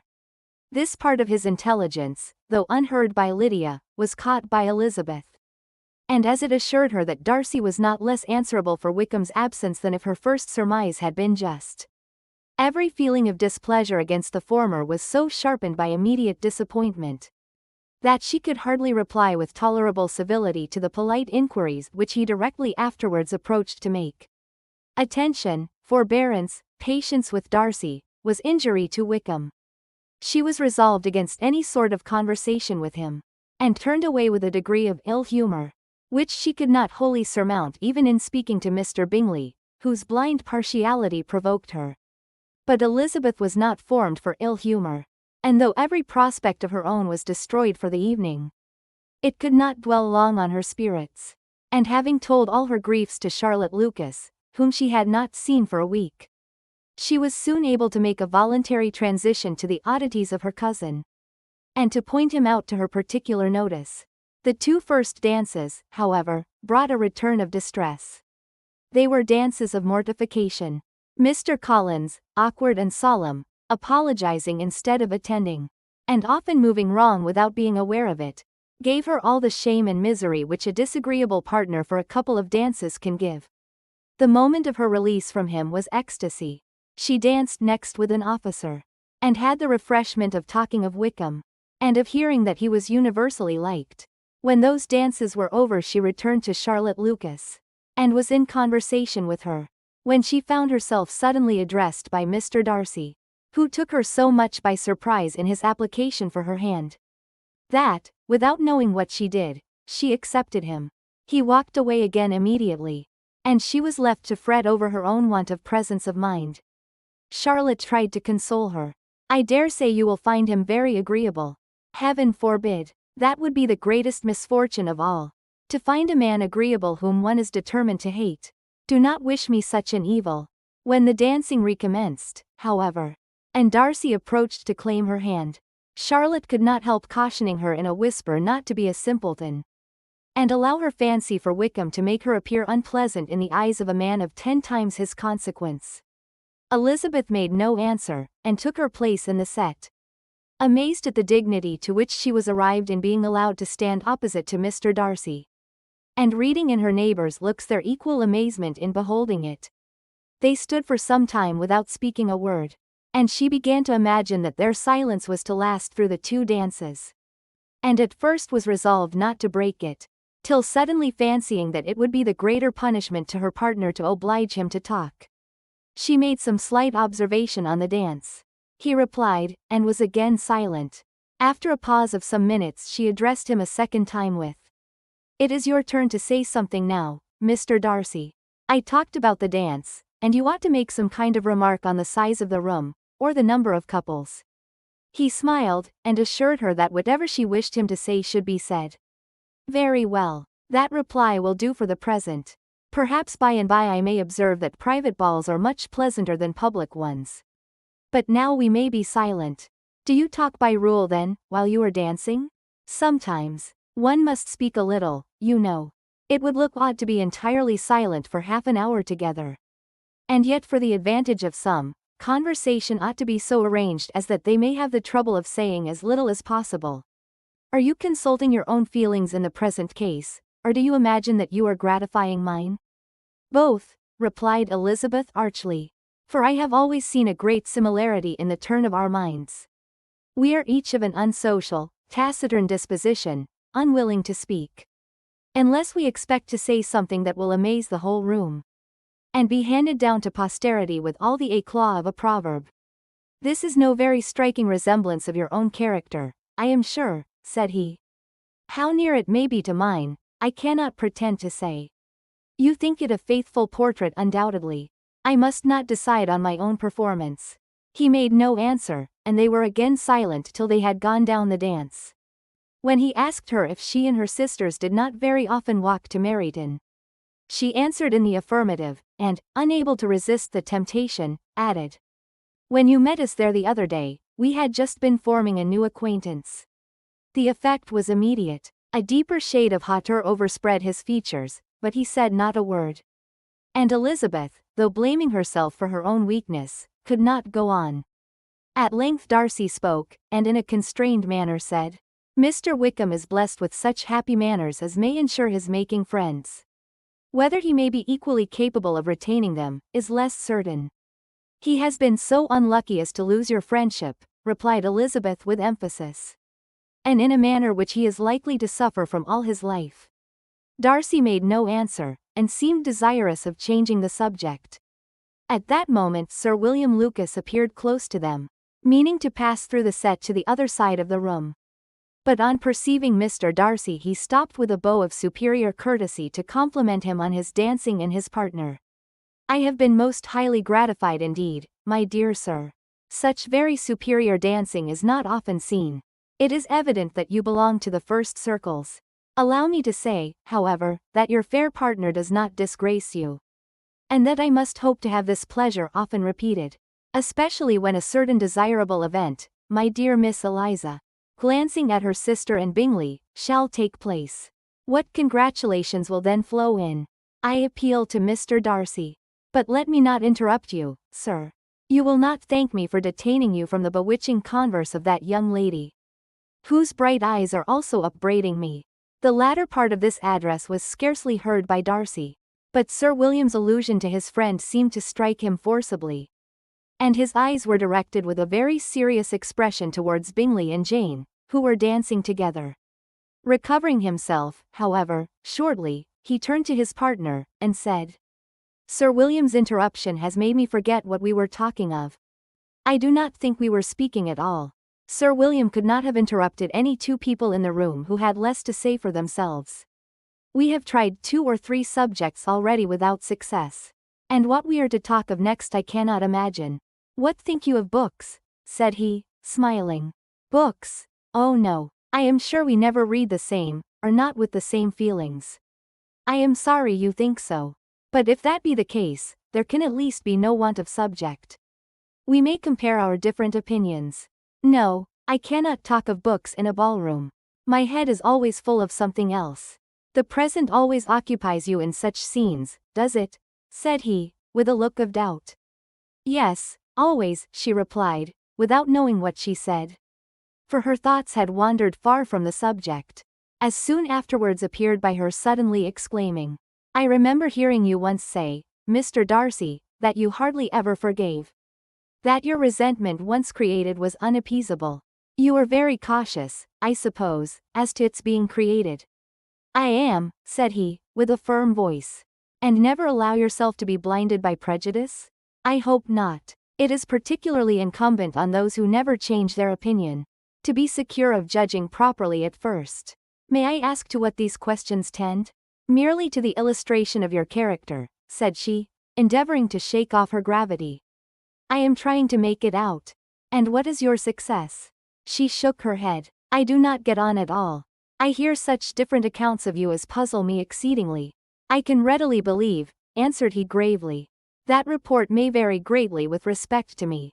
And I could wish, Miss Bennet, that you were not to sketch my character at the present moment, as there is reason to fear that the performance would reflect no credit on either.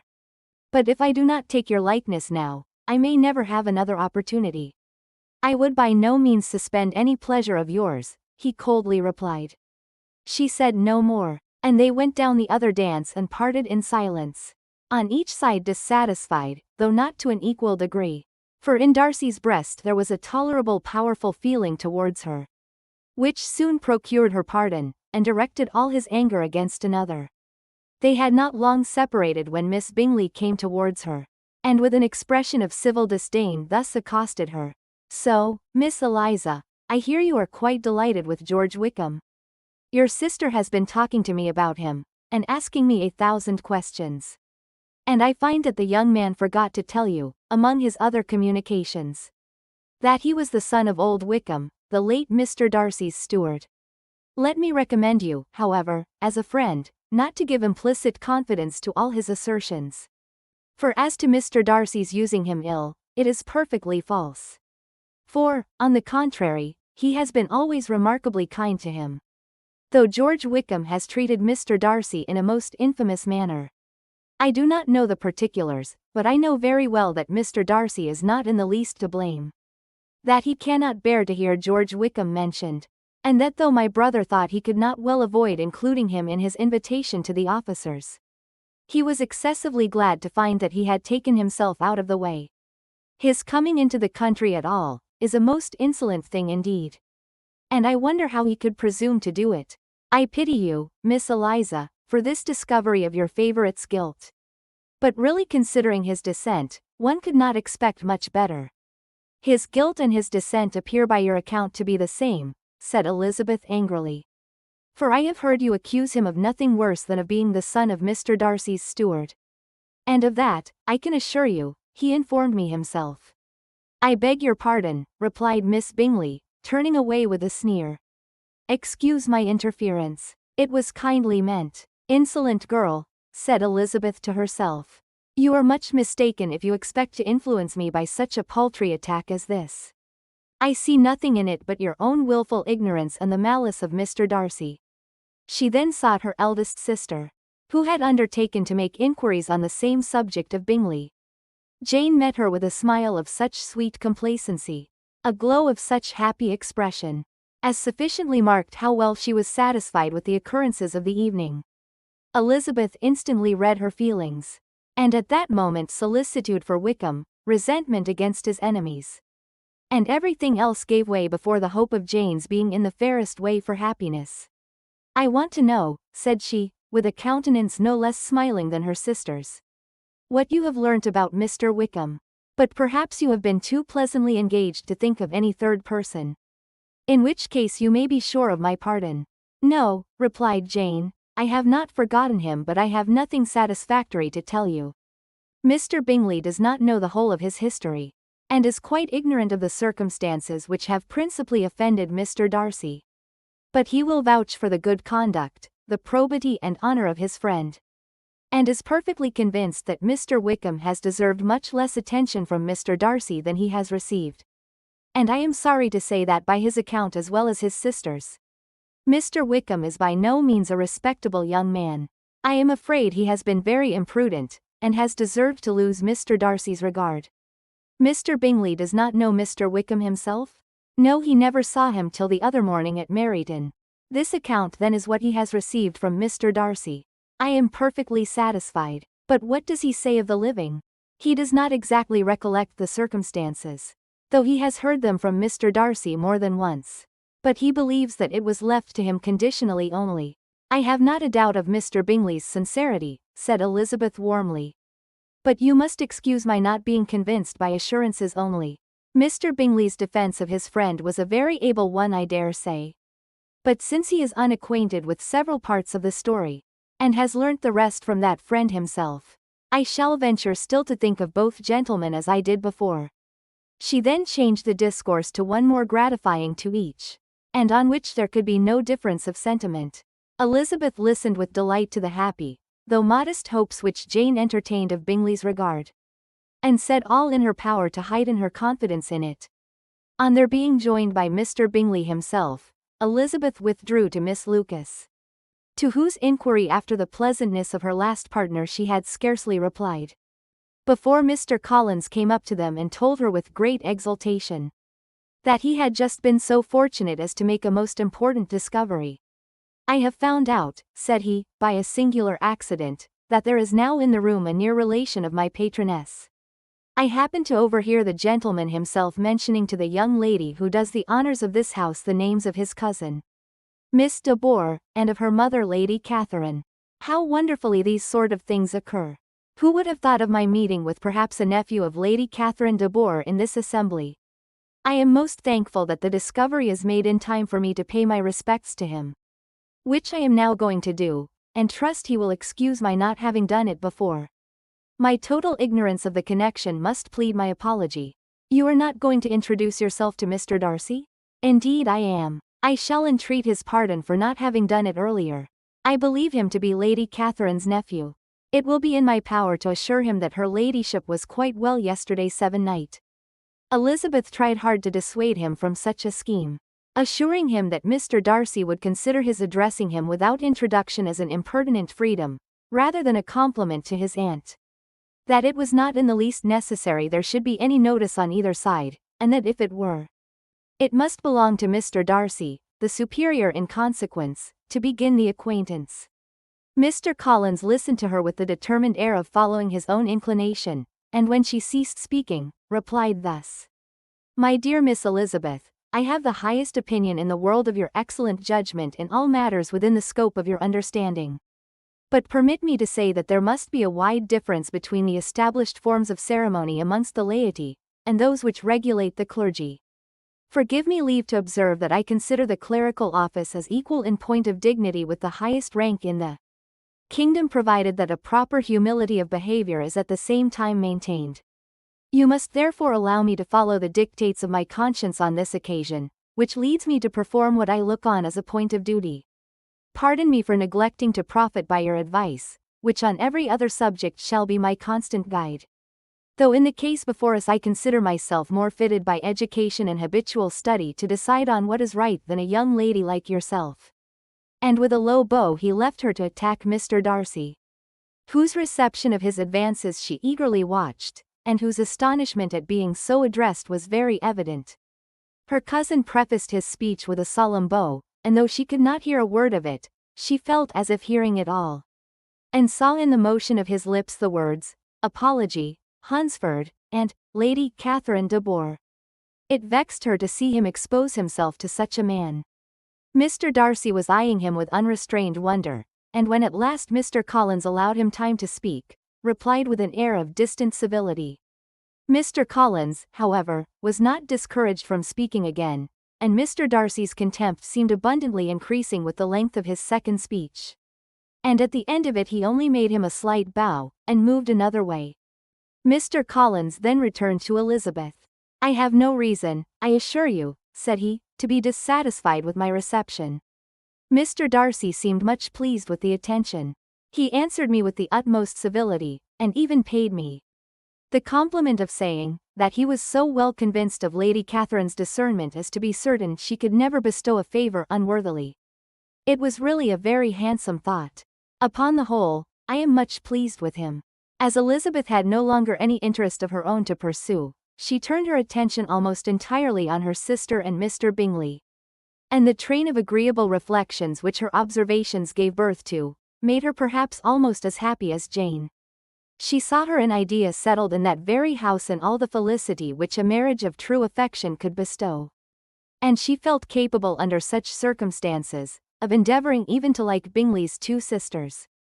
Her mother's thoughts she plainly saw were bent the same way, and she determined not to venture near her, lest she might hear too much. When they sat down to supper, therefore, she considered it a most unlucky perverseness which placed them within one of each other. And deeply was she vexed to find that her mother was talking to that one person, Lady Lucas, freely, openly, and of nothing else but of her expectation that Jane would be soon married to Mr. Bingley. It was an animating subject, and Mrs. Bennet seemed incapable of fatigue while enumerating the advantages of the match.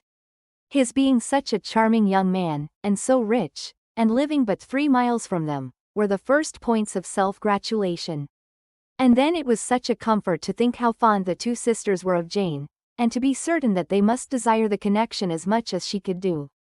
It was moreover such a promising thing for her younger daughters, as Jane's marrying so greatly must throw them in the way of other rich men.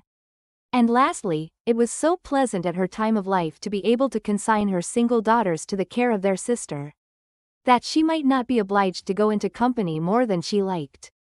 It was necessary to make this circumstance a matter of pleasure, because on such occasions it is the etiquette. But no one was less likely than Mrs. Bennet to find comfort in staying at home at any period of her life. She concluded with many good wishes that Lady Lucas might soon be equally fortunate, though evidently and triumphantly believing there was no chance of it. In vain did Elizabeth endeavour to check the rapidity of her mother's words, or persuade her to describe her felicity in a less audible whisper. For to her inexpressible vexation, she could perceive that the chief of it was overheard by Mr. Darcy, who sat opposite to them. Her mother only scolded her for being nonsensical. What is Mr. Darcy to me, pray, that I should be afraid of him? I am sure we owe him no such particular civility as to be obliged to say nothing he may not like to hear. For heaven's sake, madam, speak lower. What advantage can it be to you to offend Mr. Darcy? You will never recommend yourself to his friend by so doing. Nothing that she could say, however, had any influence. Her mother would talk of her views in the same intelligible tone. Elizabeth blushed and blushed again with shame and vexation. She could not help frequently glancing her eye at Mr. Darcy, though every glance convinced her of what she dreaded. For though he was not always looking at her mother, she was convinced that his attention was invariably fixed by her. The expression of his face changed gradually from indignant contempt to a composed and steady gravity. At length, however, Mrs. Bennet had no more to say, and Lady Lucas, who had been long yawning at the repetition of delights which she saw no likelihood of sharing, was left to the comforts of cold ham and chicken. Elizabeth now began to revive. But not long was the interval of tranquillity, for when supper was over, singing was talked of. And she had the mortification of seeing Mary, after very little entreaty, preparing to oblige the company. By many significant looks and silent entreaties, did she endeavor to prevent such a proof of complaisance, but in vain. Mary would not understand them. Such an opportunity of exhibiting was delightful to her, and she began her song. Elizabeth's eyes were fixed on her with most painful sensations, and she watched her progress through the several stanzas with an impatience which was very ill rewarded at their close. For Mary, on receiving amongst the thanks of the table, the hint of a hope that she might be prevailed on to favour them again, after the pause of half a minute began another. Mary's powers were by no means fitted for such a display. Her voice was weak, and her manner affected. Elizabeth was in agonies. She looked at Jane, to see how she bore it, but Jane was very composedly talking to Bingley. She looked at his two sisters, and saw them making signs of derision at each other, and at Darcy, who continued however impenetrably grave.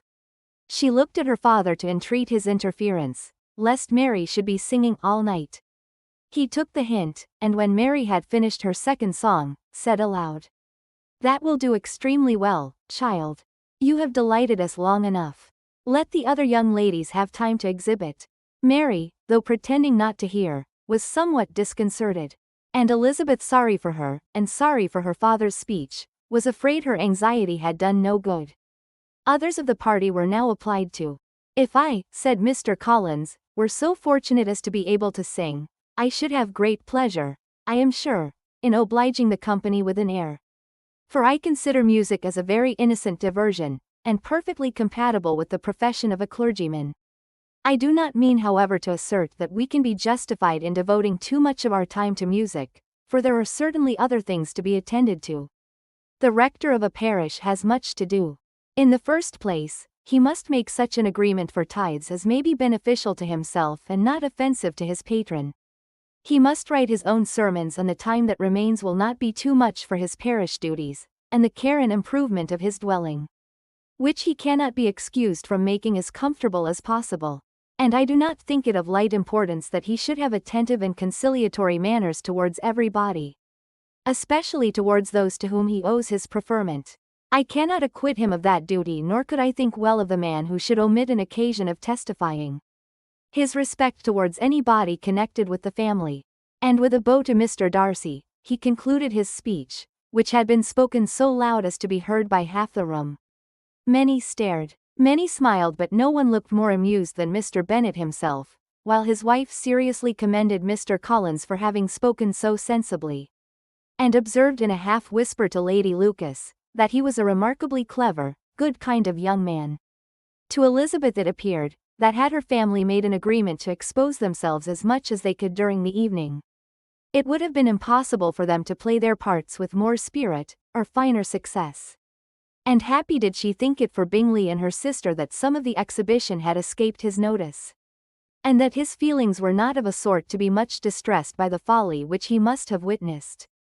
That his two sisters and Mr. Darcy, however, should have such an opportunity of ridiculing her relations was bad enough, and she could not determine whether the silent contempt of the gentlemen, or the insolent smiles of the ladies, were more intolerable. The rest of the evening brought her little amusement. She was teased by Mr. Collins, who continued most perseveringly by her side, and though he could not prevail with her to dance with him again, put it out of her power to dance with others. In vain did she entreat him to stand up with somebody else, and offer to introduce him to any young lady in the room. He assured her that as to dancing, he was perfectly indifferent to it, that his chief object was by delicate attentions to recommend himself to her, and that he should therefore make a point of remaining close to her the whole evening. There was no arguing upon such a project. She owed her greatest relief to her friend Miss Lucas, who often joined them, and good-naturedly engaged Mr. Collins's conversation to herself. She was at least free from the offence of Mr. Darcy's farther notice. Though often standing within a very short distance of her, quite disengaged, he never came near enough to speak.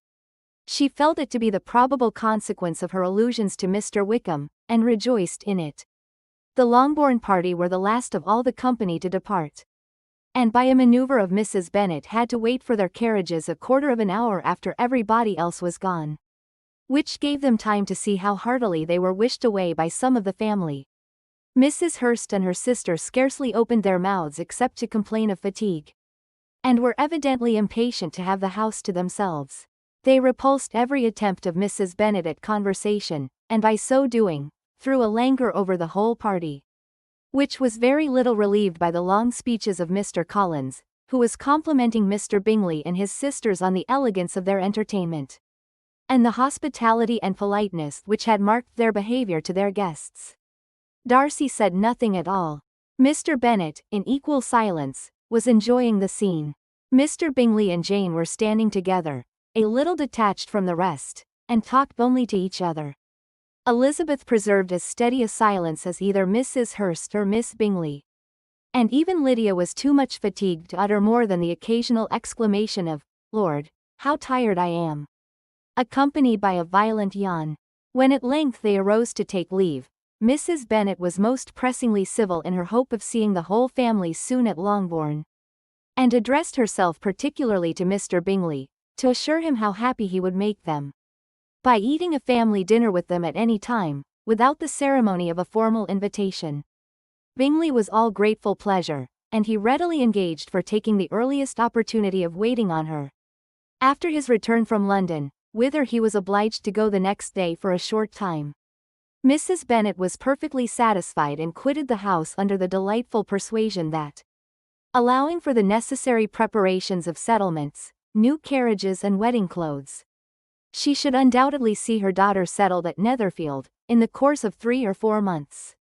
Of having another daughter married to Mr. Collins, she thought with equal certainty, and with considerable, though not equal, pleasure. Elizabeth was the least dear to her of all her children, and though the man and the match were quite good enough for her, the worth of each was eclipsed by Mr. Bingley in Netherfield. Pride and Prejudice. Chapter 19. The next day opened a new scene at Longbourn. Mr. Collins made his declaration in form, having resolved to do it without loss of time, as his leave of absence extended only to the following Saturday, and having no feelings of diffidence to make it distressing to himself. Even at the moment, he set about it in a very orderly manner, with all the observances which he supposed a regular part of the business. On finding Mrs. Bennet, Elizabeth, and one of the younger girls together, soon after breakfast, he addressed the mother in these words: "May I hope, madam, for your interest with your fair daughter Elizabeth, when I solicit for the honor of a private audience with her, in the course of this morning?" Before Elizabeth had time for anything but a blush of surprise, Mrs. Bennet instantly answered, "Oh dear, yes, certainly. I am sure Lizzie will be very happy. I am sure she can have no objection. Come, Kitty, I want you upstairs." And gathering her work together, she was hastening away, when Elizabeth called out, "Dear ma'am, do not go. I beg you will not go. Mr. Collins must excuse me. He can have nothing to say to me that anybody need not hear. I am going away myself." "No, no, nonsense, Lizzie. I desire you will stay where you are." And upon Elizabeth's seeming really, with vexed and embarrassed looks, about to escape, she added, "Lizzie, I insist upon your staying and hearing Mr. Collins." Elizabeth would not oppose such an injunction, and a moment's consideration making her also sensible that it would be wisest to get it over as soon and as quietly as possible, she sat down again, and tried to conceal by incessant employment the feelings which were divided between distress and diversion. Mrs. Bennet and Kitty walked off, and as soon as they were gone Mr. Collins began: "Believe me, my dear Miss Elizabeth, that your modesty, so far from doing you any disservice, rather adds to your other perfections. You would have been less amiable in my eyes, had there not been this little unwillingness. But allow me to assure you that I have your respected mother's permission for this address. You can hardly doubt the purport of my discourse, however. Your natural delicacy may lead you to dissemble. My attentions have been too marked to be mistaken. Almost as soon as I entered the house, I singled you out as the companion of my future life. But before I am run away with by my feelings on this subject, perhaps it will be advisable for me to state my reasons for marrying, and moreover, for coming into Hertfordshire with the design of selecting a wife, as I certainly did." The idea of Mr. Collins, with all his solemn composure, being run away with by his feelings, made Elizabeth so near laughing that she could not use the short pause he allowed in any attempt to stop him farther, and he continued. My reasons for marrying are, first, that I think it a right thing for every clergyman in easy circumstances, like myself, to set the example of matrimony in his parish. Secondly, that I am convinced it will add very greatly to my happiness. And thirdly, which perhaps I ought to have mentioned earlier, that it is the particular advice and recommendation of the very noble lady, whom I have the honor of calling patroness. Twice has she condescended to give me her opinion, unasked too, on this subject. And it was but the very Saturday night before I left Hunsford, between our pools at Quadrille, while Mrs. Jenkinson was arranging Miss de Bourgh's footstool, that she said, Mr. Collins, you must marry. A clergyman like you must marry. Choose properly, choose a gentlewoman for my sake, and for your own. Let her be an active, useful sort of person, not brought up high, but able to make a small income go a good way. This is my advice. Find such a woman as soon as you can, bring her to Hunsford, and I will visit her.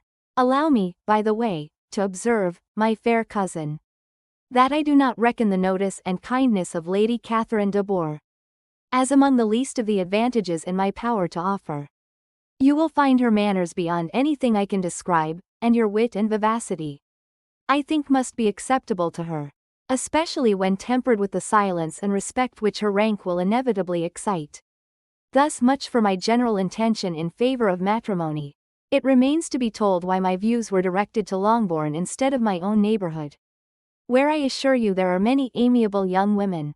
But the fact is, that being, as I am, to inherit this estate after the death of your honored father, who, however, may live many years longer, I could not satisfy myself without resolving to choose a wife from among his daughters, that the loss to them might be as little as possible, when the melancholy event takes place, which, however, as I have already said, may not be for several years. This has been my motive, my fair cousin, and I flatter myself it will not sink me in your esteem. And now nothing remains for me but to assure you in the most animated language of the violence of my affection. To fortune I am perfectly indifferent, and shall make no demand of that nature on your father, since I am well aware that it could not be complied with, and that £1,000 and the 4 per cents, which will not be yours till after your mother's decease, is all that you may ever be entitled to. On that head, therefore, I shall be uniformly silent, and you may assure yourself that no ungenerous reproach shall ever pass my lips when we are married. It was absolutely necessary to interrupt him now. You are too hasty, sir, she cried. You forget that I have made no answer. Let me do it without farther loss of time. Accept my thanks for the compliment you are paying me. I am very sensible of the honor of your proposals, but it is impossible for me to do otherwise than decline them.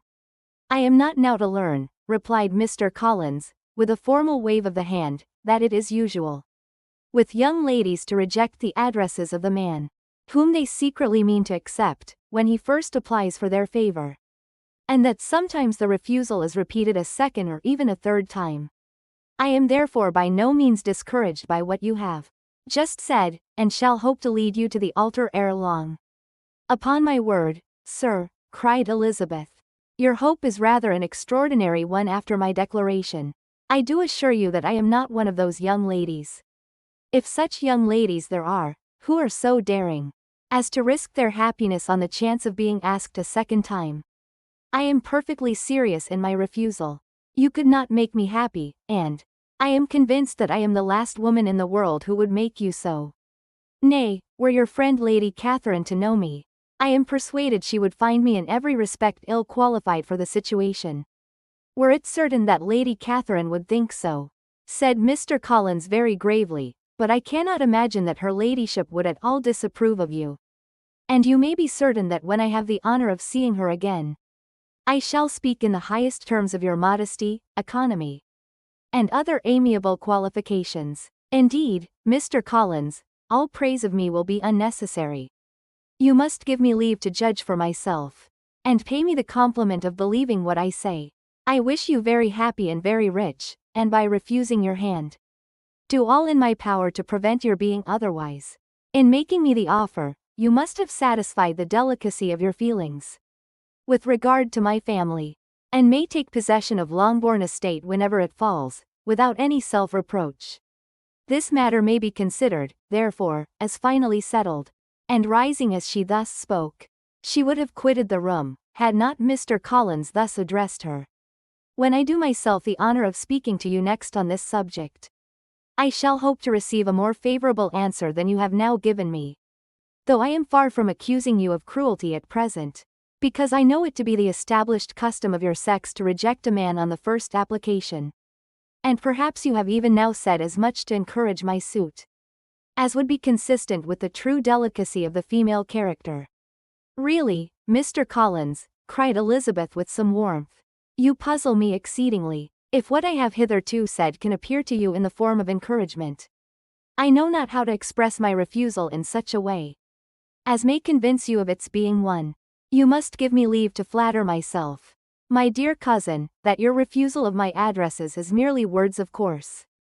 My reasons for believing it are briefly these. It does not appear to me that my hand is unworthy your acceptance, or that the establishment I can offer would be any other than highly desirable. My situation in life, my connections with the family of de Bourgh, and my relationship to your own, are circumstances highly in my favor. And you should take it into farther consideration that, in spite of your manifold attractions, it is by no means certain that another offer of marriage may ever be made you. Your portion is unhappily so small that it will in all likelihood undo the effects of your loveliness and amiable qualifications. As I must therefore conclude that you are not serious in your rejection of me, I shall choose to attribute it to your wish of increasing my love by suspense, according to the usual practice of elegant females. Chapter 20. Mr. Collins was not left long to the silent contemplation of his successful love. For Mrs. Bennet, having dawdled about in the vestibule to watch for the end of the conference, no sooner saw Elizabeth open the door and with quick step pass her towards the staircase, than she entered the breakfast room, and congratulated both him and herself in warm terms on the happy prospect of their nearer connection. Mr. Collins received and returned these felicitations with equal pleasure, and then proceeded to relate the particulars of their interview, with the result of which he trusted he had every reason to be satisfied, since the refusal which his cousin had steadfastly given him would naturally flow from her bashful modesty and the genuine delicacy of her character. This information, however, startled Mrs. Bennet. She would have been glad to be equally satisfied that her daughter had meant to encourage him by protesting against his proposals. But she dared not to believe it, and could not help saying so. But depend upon it, Mr. Collins, she added, that Lizzie shall be brought to reason. I will speak to her about it myself directly. She is a very headstrong foolish girl, and does not know her own interest, but I will make her know it. Pardon me for interrupting you, madam, cried Mr. Collins, but if she is really headstrong and foolish, I know not whether she would altogether be a very desirable wife to a man in my situation, who naturally looks for happiness in the marriage state. If therefore she actually persists in rejecting my suit, perhaps it were better not to force her into accepting me, because, if liable to such defects of temper, she could not contribute much to my felicity. Sir, you quite misunderstand me, said Mrs. Bennet, alarmed. Lizzie is only headstrong in such matters as these. In everything else she is as good-natured a girl as ever lived. I will go directly to Mr. Bennet, and we shall very soon settle it with her, I am sure. She would not give him time to reply, but hurrying instantly to her husband, called out as she entered the library. Oh, Mr. Bennet, you are wanted immediately. We are all in an uproar. You must come and make Lizzie marry Mr. Collins, for she vows she will not have him, and if you do not make haste he will change his mind and not have her.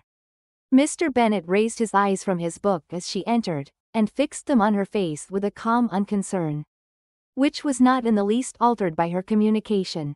I have not the pleasure of understanding you, said he, when she had finished her speech. Of what are you talking? Of Mr. Collins and Lizzie. Lizzie declares she will not have Mr. Collins, and Mr. Collins begins to say that he will not have Lizzie. And what am I to do on the occasion? It seems an hopeless business. Speak to Lizzie about it yourself. Tell her that you insist upon her marrying him. Let her be called down.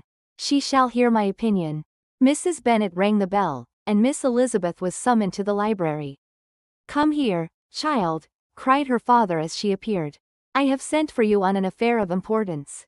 I understand that Mr. Collins has made you an offer of marriage." "Is it true?" Elizabeth replied that it was. "Very well, and this offer of marriage you have refused?" "I have, sir." "Very well. We now come to the point. Your mother insists upon your accepting it. Is not it so, Mrs. Bennet?" "Yes, or I will never see her again. An unhappy alternative is before you, Elizabeth. From this day you must be a stranger to one of your parents. Your mother will never see you again if you do not marry Mr. Collins, and I will never see you again if you do." Elizabeth could not but smile at such a conclusion of such a beginning. But Mrs. Bennet, who had persuaded herself that her husband regarded the affair as she wished, was excessively disappointed. "What do you mean, Mr. Bennet, by talking in this way? You promised me to insist upon her marrying him." "My dear," replied her husband, "I have two small favors to request. First, that you will allow me the free use of my understanding on the present occasion, and secondly, of my room. I shall be glad to have the library to myself as soon as may be." Not yet, however, in spite of her disappointment in her husband, did Mrs. Bennet give up the point. She talked to Elizabeth again and again, coaxed and threatened her by turns. She endeavored to secure Jane in her interest, but Jane with all possible mildness declined interfering. And Elizabeth sometimes with real earnestness and sometimes with playful gaiety replied to her attacks. Though her manner varied, however, her determination never did. Mr. Collins, meanwhile, was meditating in solitude on what had passed. He thought too well of himself to comprehend on what motive his cousin could refuse him, and though his pride was hurt, he suffered in no other way. His regard for her was quite imaginary, and the possibility of her deserving her mother's reproach prevented his feeling any regret. While the family were in this confusion, Charlotte Lucas came to spend the day with them. She was met in the vestibule by Lydia, who, flying to her, cried in a half-whisper, "I am glad you are come, for there is such fun here. What do you think has happened this morning? Mr. Collins has made an offer to Lizzie, and she will not have him."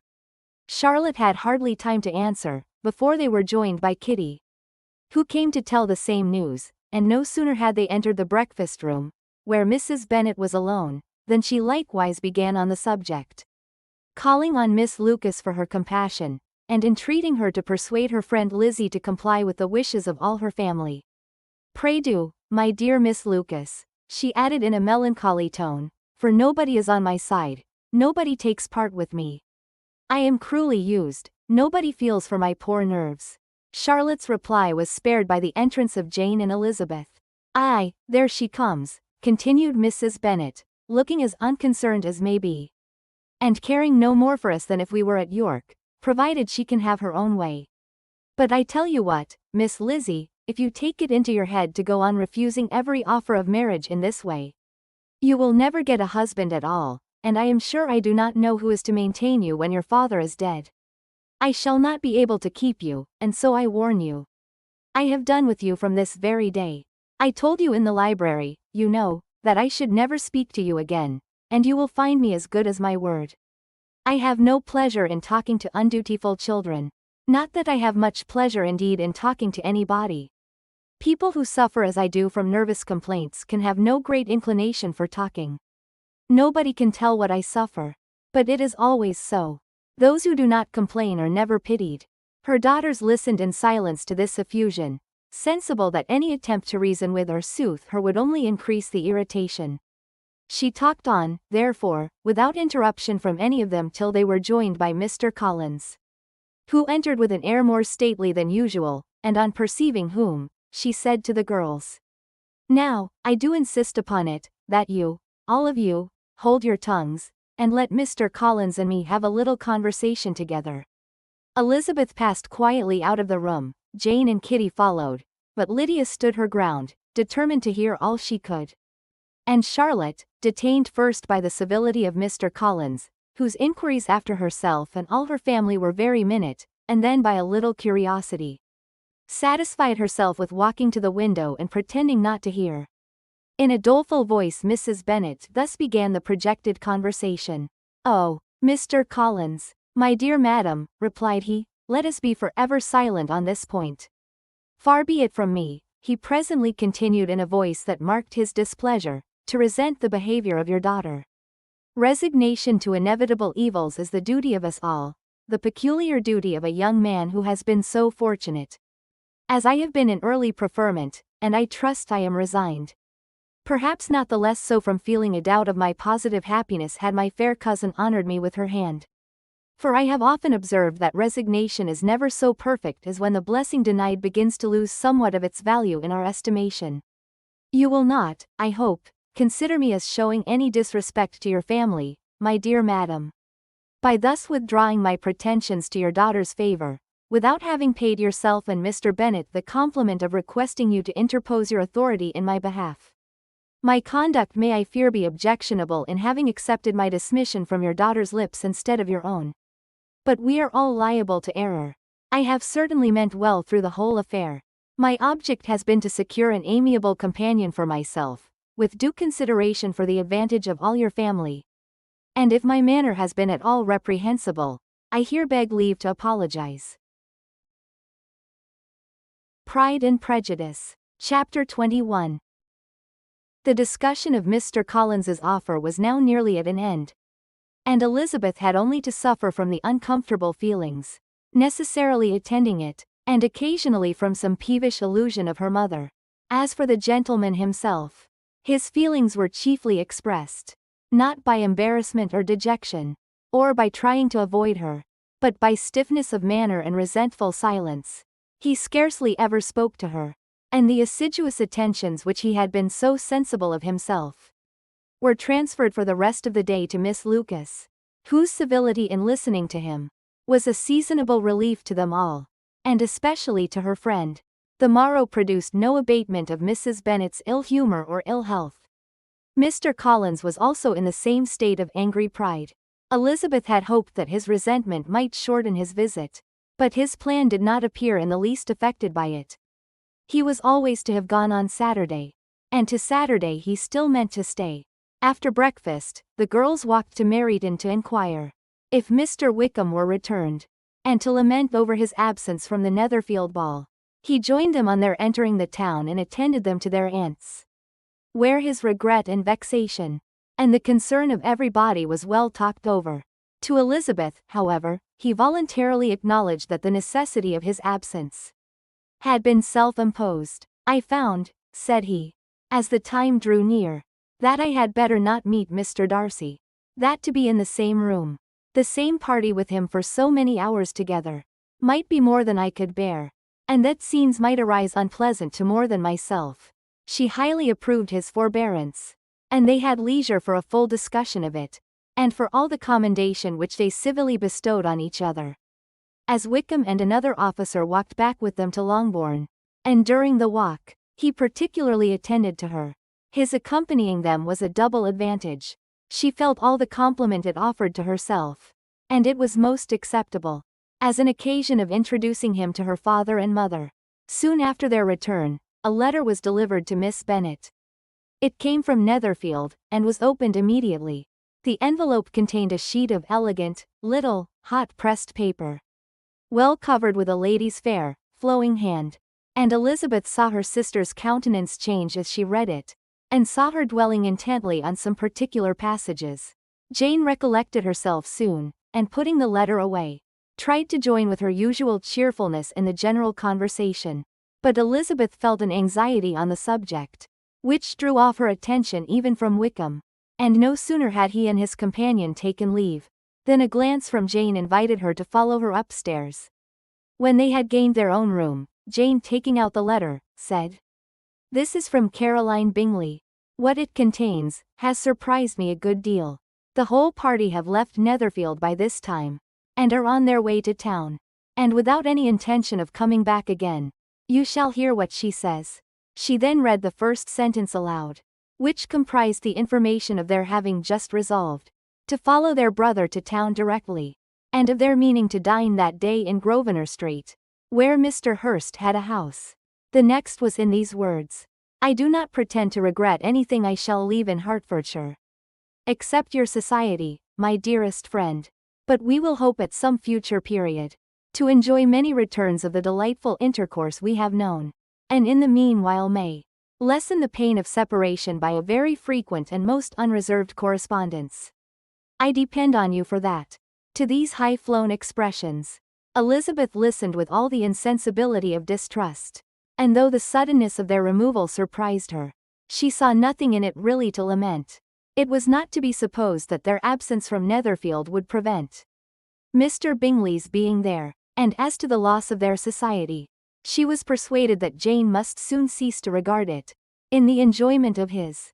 It is unlucky, said she, after a short pause, that you should not be able to see your friends before they leave the country. But may we not hope that the period of future happiness, to which Miss Bingley looks forward, may arrive earlier than she is aware, and that the delightful intercourse you have known as friends will be renewed with yet greater satisfaction as sisters? Mr. Bingley will not be detained in London by them. Caroline decidedly says that none of the party will return into Hertfordshire this winter. I will read it to you. When my brother left us yesterday, he imagined that the business which took him to London might be concluded in 3 or 4 days, but as we are certain it cannot be so, and at the same time convinced that when Charles gets to town, he will be in no hurry to leave it again, we have determined on following him thither, that he may not be obliged to spend his vacant hours in a comfortless hotel. Many of my acquaintance are already there for the winter. I wish I could hear that you, my dearest friend, had any intention of making one in the Crowd. But of that I despair. I sincerely hope your Christmas in Hertfordshire may abound in the gaieties which that season generally brings, and that your beaux will be so numerous as to prevent your feeling the loss of the 3, of whom we shall deprive you. It is evident by this, added Jane, that he comes back no more this winter. It is only evident that Miss Bingley does not mean he should. Why will you think so? It must be his own doing. He is his own master. But you do not know all. I will read you the passage which particularly hurts me. I will have no reserves from you. Mr. Darcy is impatient to see his sister. And to confess the truth, we are scarcely less eager to meet her again. I really do not think Georgiana Darcy has her equal for beauty, elegance, and accomplishments. And the affection she inspires in Louisa and myself is heightened into something still more interesting from the hope we dare to entertain of her being hereafter our sister. I do not know whether I ever before mentioned to you my feelings on this subject, but I will not leave the country without confiding them, and I trust you will not esteem them unreasonable. My brother admires her greatly already. He will have frequent opportunity now of seeing her on the most intimate footing. Her relations all wish the connection as much as his own, and a sister's partiality is not misleading me, I think, when I call Charles most capable of engaging any woman's heart. With all these circumstances to favor an attachment and nothing to prevent it, am I wrong, my dearest Jane, in indulging the hope of an event which will secure the happiness of so many? What think you of this sentence, my dear Lizzie? Said Jane as she finished it. Is it not clear enough? Does it not expressly declare that Caroline neither expects nor wishes me to be her sister? That she is perfectly convinced of her brother's indifference, and that if she suspects the nature of my feelings for him, she means, most kindly, to put me on my guard? Can there be any other opinion on the subject? Yes, there can, for mine is totally different. Will you hear it? Most willingly. You shall have it in few words. Miss Bingley sees that her brother is in love with you, and wants him to marry Miss Darcy. She follows him to town in the hope of keeping him there, and tries to persuade you that he does not care about you. Jane shook her head. Indeed, Jane, you ought to believe me. No one who has ever seen you together can doubt his affection. Miss Bingley, I am sure, cannot. She is not such a simpleton. Could she have seen half as much love in Mr. Darcy for herself, she would have ordered her wedding clothes. But the case is this. We are not rich enough, or grand enough for them, and she is the more anxious to get Miss Darcy for her brother, from the notion that when there has been one intermarriage, she may have less trouble in achieving a second, in which there is certainly some ingenuity. and I dare say it would succeed, if Miss de Bourgh were out of the way.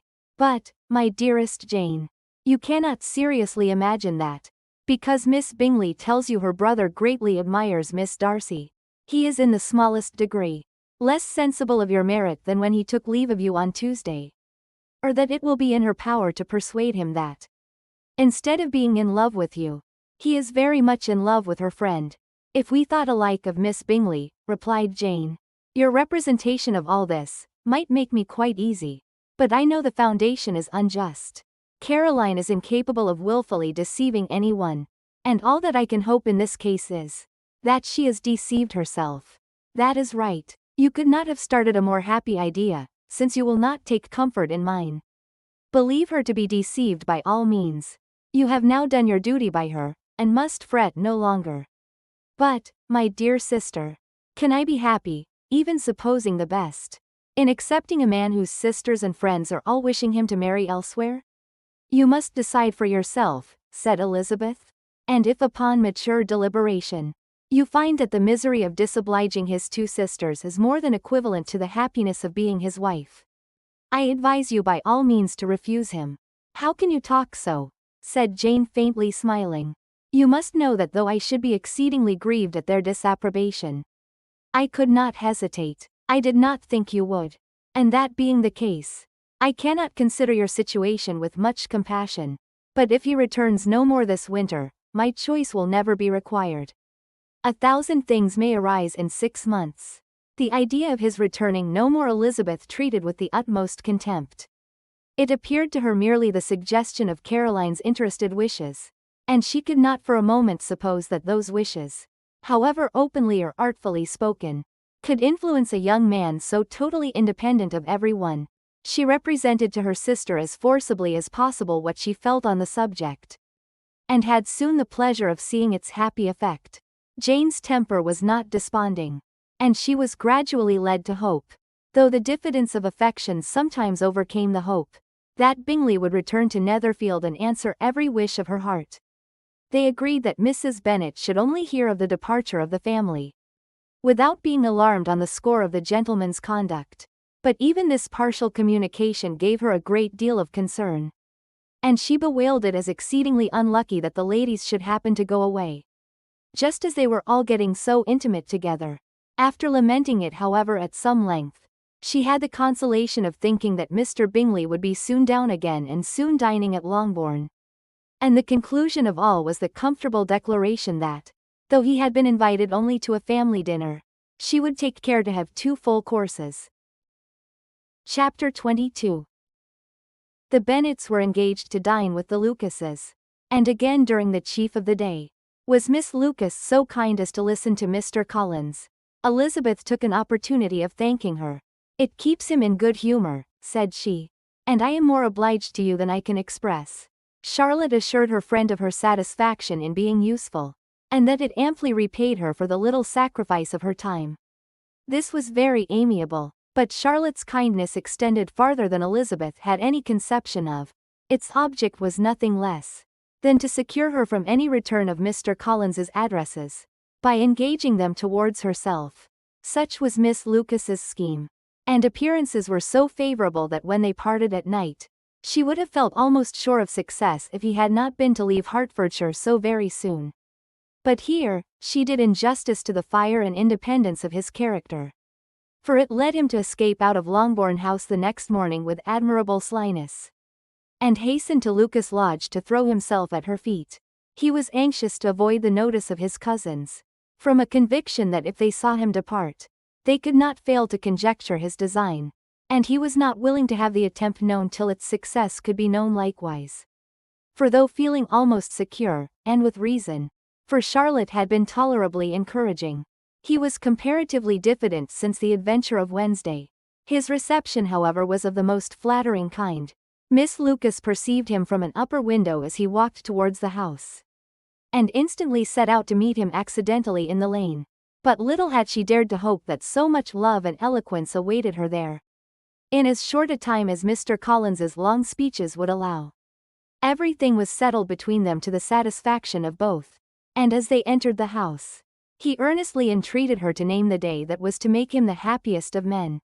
And though such a solicitation must be waived for the present, the lady felt no inclination to trifle with his happiness. The stupidity with which he was favored by nature must guard his courtship from any charm that could make a woman wish for its continuance. And Miss Lucas, who accepted him solely from the pure and disinterested desire of an establishment, cared not how soon that establishment were gained. Sir William and Lady Lucas were speedily applied to for their consent, and it was bestowed with a most joyful alacrity. Mr. Collins's present circumstances made it a most eligible match for their daughter, to whom they could give little fortune, and his prospects of future wealth were exceedingly fair. Lady Lucas began directly to calculate with more interest than the matter had ever excited before how many years longer Mr. Bennet was likely to live, and Sir William gave it as his decided opinion that whenever Mr. Collins should be in possession of the Longbourn estate, it would be highly expedient that both he and his wife should make their appearance at St. James's. The whole family, in short, were properly overjoyed on the occasion. The younger girls formed hopes of coming out a year or two sooner than they might otherwise have done, and the boys were relieved from their apprehension of Charlotte's dying an old maid. Charlotte herself was tolerably composed. She had gained her point, and had time to consider of it. Her reflections were in general satisfactory. Mr. Collins, to be sure, was neither sensible nor agreeable. His society was irksome, and his attachment to her must be imaginary. But still he would be her husband, without thinking highly either of men or of matrimony. Marriage had always been her object. It was the only honorable provision for well-educated young women of small fortune, and however uncertain of giving happiness, must be their pleasantest preservative from want. This preservative she had now obtained, and at the age of 27, without having ever been handsome. She felt all the good luck of it. The least agreeable circumstance in the business was the surprise it must occasion to Elizabeth Bennet, whose friendship she valued beyond that of any other person. Elizabeth would wonder, and probably would blame her, and though her resolution was not to be shaken, her feelings must be hurt by such disapprobation.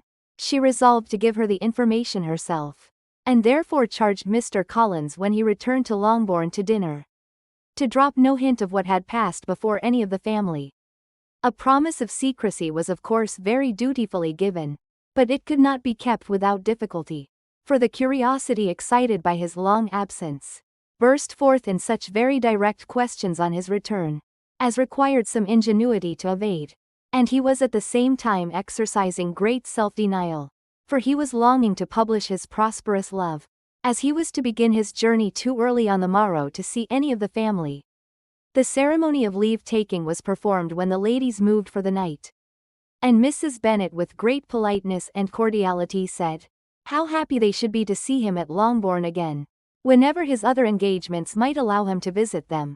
My dear madam, he replied, this invitation is particularly gratifying, because it is what I have been hoping to receive, and you may be very certain that I shall avail myself of it as soon as possible. They were all astonished, and Mr. Bennet, who could by no means wish for so speedy a return, immediately said, but is there not danger of Lady Catherine's disapprobation here, my good sir? You had better neglect your relations, than run the risk of offending your patroness. My dear sir, replied Mr. Collins, I am particularly obliged to you for this friendly caution, and you may depend upon my not taking so material a step without her ladyship's concurrence. You cannot be too much on your guard. Risk anything rather than her displeasure, and if you find it likely to be raised by your coming to us again, which I should think exceedingly probable, stay quietly at home, and be satisfied that we shall take no offense. Believe me, my dear sir, my gratitude is warmly excited by such affectionate attention, and depend upon it, you will speedily receive from me a letter of thanks for this, as well as for every other mark of your regard during my stay in Hertfordshire. As for my fair cousins, though my absence may not be long enough to render it necessary, I shall now take the liberty of wishing them health and happiness, not excepting my cousin Elizabeth. With proper civilities the ladies then withdrew, all of them equally surprised to find that he meditated a quick return. Mrs. Bennet wished to understand by it that he thought of paying his addresses to one of her younger girls, and Mary might have been prevailed on to accept him. She rated his abilities much higher than any of the others. There was a solidity in his reflections which often struck her, and though by no means so clever as herself, she thought that if encouraged to read and improve himself by such an example as hers, he might become a very agreeable companion. But on the following morning, every hope of this kind was done away. Miss Lucas called soon after breakfast, and in a private conference with Elizabeth related the event of the day before. The possibility of Mr. Collins's fancying himself in love with her friend had once occurred to Elizabeth within the last day or two, but that Charlotte could encourage him seemed almost as far from possibility as that she could encourage him herself. And her astonishment was consequently so great as to overcome at first the bounds of decorum. And she could not help crying out, "Engaged to Mr. Collins, my dear Charlotte, impossible." The steady countenance which Miss Lucas had commanded in telling her story gave way to a momentary confusion here on receiving so direct a reproach. Though, as it was no more than she expected, she soon regained her composure, and calmly replied, "Why should you be surprised, my dear Eliza? Do you think it incredible that Mr. Collins should be able to procure any woman's good opinion, because he was not so happy as to succeed with you?" But Elizabeth had now recollected herself, and making a strong effort for it, was able to assure her with tolerable firmness that the prospect of their relationship was highly grateful to her, and that she wished her all imaginable happiness. "I see what you are feeling," replied Charlotte. "You must be surprised, very much surprised, so lately as Mr. Collins was wishing to marry you.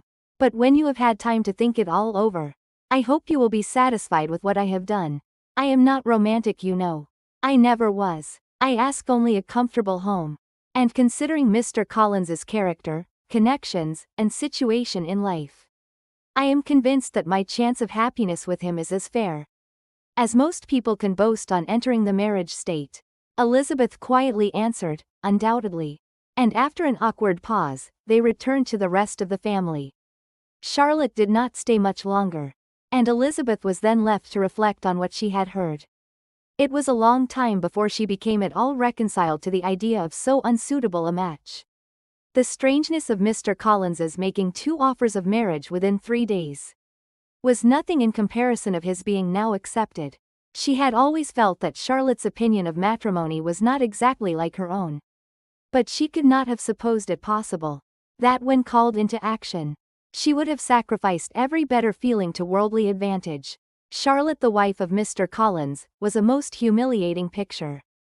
And to the pang of a friend disgracing herself and sunk in her esteem, was added the distressing conviction that it was impossible for that friend to be tolerably happy in the lot she had chosen.